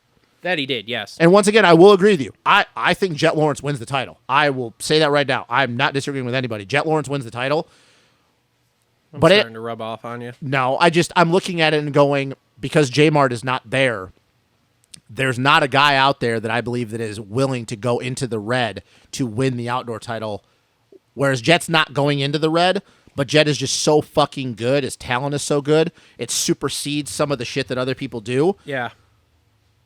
I will be shocked if Jet Lawrence wins the title by more than 10 points. I will say that. Because I think that Hunter is finally reaching his potential that we all thought. I think if Fortner's back, once again, the huge question mark, which it's a huge one, is Jay Coop. If Jay Coop is the same guy as last year, there's no reason to think that it's going to be the same thing, because once again, Jay Coop was just as good as Jet Lawrence was last year until he, like you said, he broke his hand or whatever the fuck it was. Whatever it was there. Because they were literally, there was a I time think it was where, thumb. there was literally a time where they flip-flop motos. Jay Yeah. Coop would win the first moto, because that was the thing always said about Jay Coop. Fucking yard everybody in the first moto, and then he's like fade, yeah. and Jet would be the opposite. He'd be dog shit in the first moto and kill it in the second moto. So yeah, I don't disagree at all. Jet Lawrence, your 2022 outdoor champion, but I will be really shocked. You can Okay, let me dial it back. Does he win 12? Yeah, I could see that then. Okay, I could see him winning 12 motos out of 24, because now you're going at the halfway mark. So yeah. All right. So I could see that for sure. I could definitely see that. But here's the thing. What do his motos when he's not winning look like? I mean, we're second. Duh. Fucking idiot. Like, is that even a fucking question? God, you sound so stupid I wish I had your confidence on He some of sounds these so guys. stupid Yeah, right now. okay. The Golden Jet. Like, if we don't Okay. win, we're second. All right. Yep. No. 12 I could see. But like I said, my biggest thing is what does he look like in those other 12 motos? first, 12 seconds. That's a title year right there, okay. baby. There isn't What anybody hap- beating Hey, us. what happens if Hunter's 12 first and 12? No way. No. I don't give Hunter 12 moto wins. I don't know. I wish I could, but I don't. I just, like I said, I'm confident that Jet wins the title, but I just don't know how close it's going to be. I think that it's going to be a lot closer than people want to get, because there's a lot of people that set up like fucking, they did on the Racer X preview show. JT, they're like, yeah, Hunter's going to be really good. And Mathis said the same thing, Weege. But then they're like, yeah, I see Jet walking away with it. And I'm going, how do you think it's going to be really, really close? And then you make a comment that Jet's going to walk away from it. So you're like, by saying that, it's not going to be close. I'm not going that far. I will say Jet wins the title, but I think it's really, really close. I think that there's a lot of stuff that is going to go on this season with a lot of different guys that have to prove something, that are going to be maybe willing to crash their brains out. And once again, you start adding some different people in it. The shit gets a little bit more stacked. And then you talk about Pierce Brown. You think, what happens if Mosman does figure it out? What happens if RJ gets a moto? So now you're taking even more moto wins away from. So it's Just one from Hunter's side. Yeah. Okay. All right. So all right, we're in agreement. Jet wins title. Same thing as 450s. Biggest disappointment, biggest surprise, or whatever adjective you want to use. Biggest disappointment. And keep in mind, you have to think about the The whole 250 squad outside of the Hunter brothers. oh god. Keep in mind when you say biggest disappointment, you have to say is there a level of expectation for this person. You can't just say a random person, but then we know that there's no expectation for I think him. the biggest disappointment is going to be Justin Cooper, because we're going to Because of expect him to come in and Yeah. do well, and I don't think he's going to, because his foot's hurt. Okay. And biggest surprise, I think, is going to be Pierce Brown winning a moto, baby. Okay. All right. That's a big fucking shocker there. That is a shocker. All right. So Throwed it up, dog. So Throwed it up. I will stay on the gas side. I think that Mosman is going to be the biggest disappointment, because I Okay. think people are expecting him to win now, and I think I kind of made. I Who think the that fuck's expecting him to win? there's people that think he's going to win. Like who? Name two. Well, first off, fucking Michael Lindsay has already said it. He thinks he's going to win. Well, Michael Lindsay's a fucking moron. I think all of Racer X thinks that His idea was to start a team. Yeah, I think Racer X and Vital just That went well. No, I think Mosman is going to be the biggest disappointment, and I think that kind of Dylan Schwartz. I think people aren't really going to give him the credit. I think people are going to think, oh, man, that's a flash in the pan, and then we're going to get through the first few rounds, and you're going to remember how good of an outdoor rider he is. All right. So, yeah, Some of us never forget. good. You shouldn't. But some of us also think Jet's going to win 20 motos, so we're here. We're good. Yeah, and you're also a bunch of dumb shits. Nope. We're just the Golden Jets No, out and here to dominate, bro. I hope we go through the first first 3 rounds, and he's like second every moto. And then just be And like, we'll still be leading the points by 30. Because everybody else can't hang. we'll find out. We're going to Yep. find out next weekend. All right. Well, that is going to wrap up part 2 here, our 250 outdoor preview. And that is going to wrap up our total, if you're listening on the podcast side of it, show 202. We got this done in under 3 hours. That's fucking impressive. That is impressive. I'm going to be real fucking honest I'll be with you. real fucking honest with you. I thought Hunter's we were brother's gonna, pretty at fucking least going to good. go 3.5, 4 hours. Look, I'll be here. real fucking honest with you. Hunter's brother's pretty fast. Yeah, but we didn't disagree on as much stuff as we usually do. No. Our levels are starting to come together. I think here. our disagreement comes more with Supercross stuff than it does outdoors. Yeah, Yeah. don't get me wrong, my testosterone level's still way higher than yours, but like our levels are coming together on this Supercross and motocross. Dude, I got stuff. 5 kids. What do you mean? So Jesus Christ. Whew. Okay. All right. Anyway, that's going to wrap up show 202. Thanks to our sponsors, Energy Fuel, Premier Custom Trailers, TLR Coatings, Holster Co., Alias Sport, Dirt Bike Depot, JT Cycle, Adept Creative Co., Gutter Works, Isaac Nelson Designs, and Clutch Media. Links in the description to all those below, along with discount codes for everybody that gives us one. Don't forget the Dylan Danger Zone t-shirts are live now on our Teespring store. Make sure to get yours. Wear it to the outdoor series, man. I'm looking forward to hopefully seeing a few of these around, maybe, outside of us morons wearing them. But yeah, they're great shirts. Nice tri-blend, really light. Like I said, we get them printed on Teespring, so it is what it is. It's By just the our most efficient way at this point. So. By the way, we will be at Redbud. We will be at Ironman. We might be at Millville. And we'll also be at MX of Nations. So if any of your listeners are out there, or if you're at any of those rounds and you see us, come up and talk to us, bullshit with us. We'll shoot the shit with you. I mean, I know we we're not, will be there. We're not famous people by any means, but I know that we've had some people in the past come up and talk to us, bullshit with us. We will bench race with you about anything. It does not matter what it is. If you want to talk about Jeremy McGrath in 95, I will talk about that bike with you. And hey, don't take any offense if I'm filming and I am not talking to you. I mean, we literally had to we signed some stuff last year at Redbud, which was really weird. It's cool, but it's weird. Like we're not famous. This is weird. I'm worldwide. Although dog. I will say, Prestige please- worldwide. please don't attack me outside of a porta potty, because Yes, please do. Everyone, just wait for Justin to come out of the shitter. please do If you not. see him at an outdoor national, Please do not be standing outside of the porta potty. Me open the door and you be like, "Yeah, you're from that talk shit radio show, right?" Yes, that's 100% what's Oh, happening. God. So, anyway, all right. Thanks everybody for tuning in. Thanks everybody who has supported us here over the Thank you, years thank you, here. And we will see everybody at the Nationals.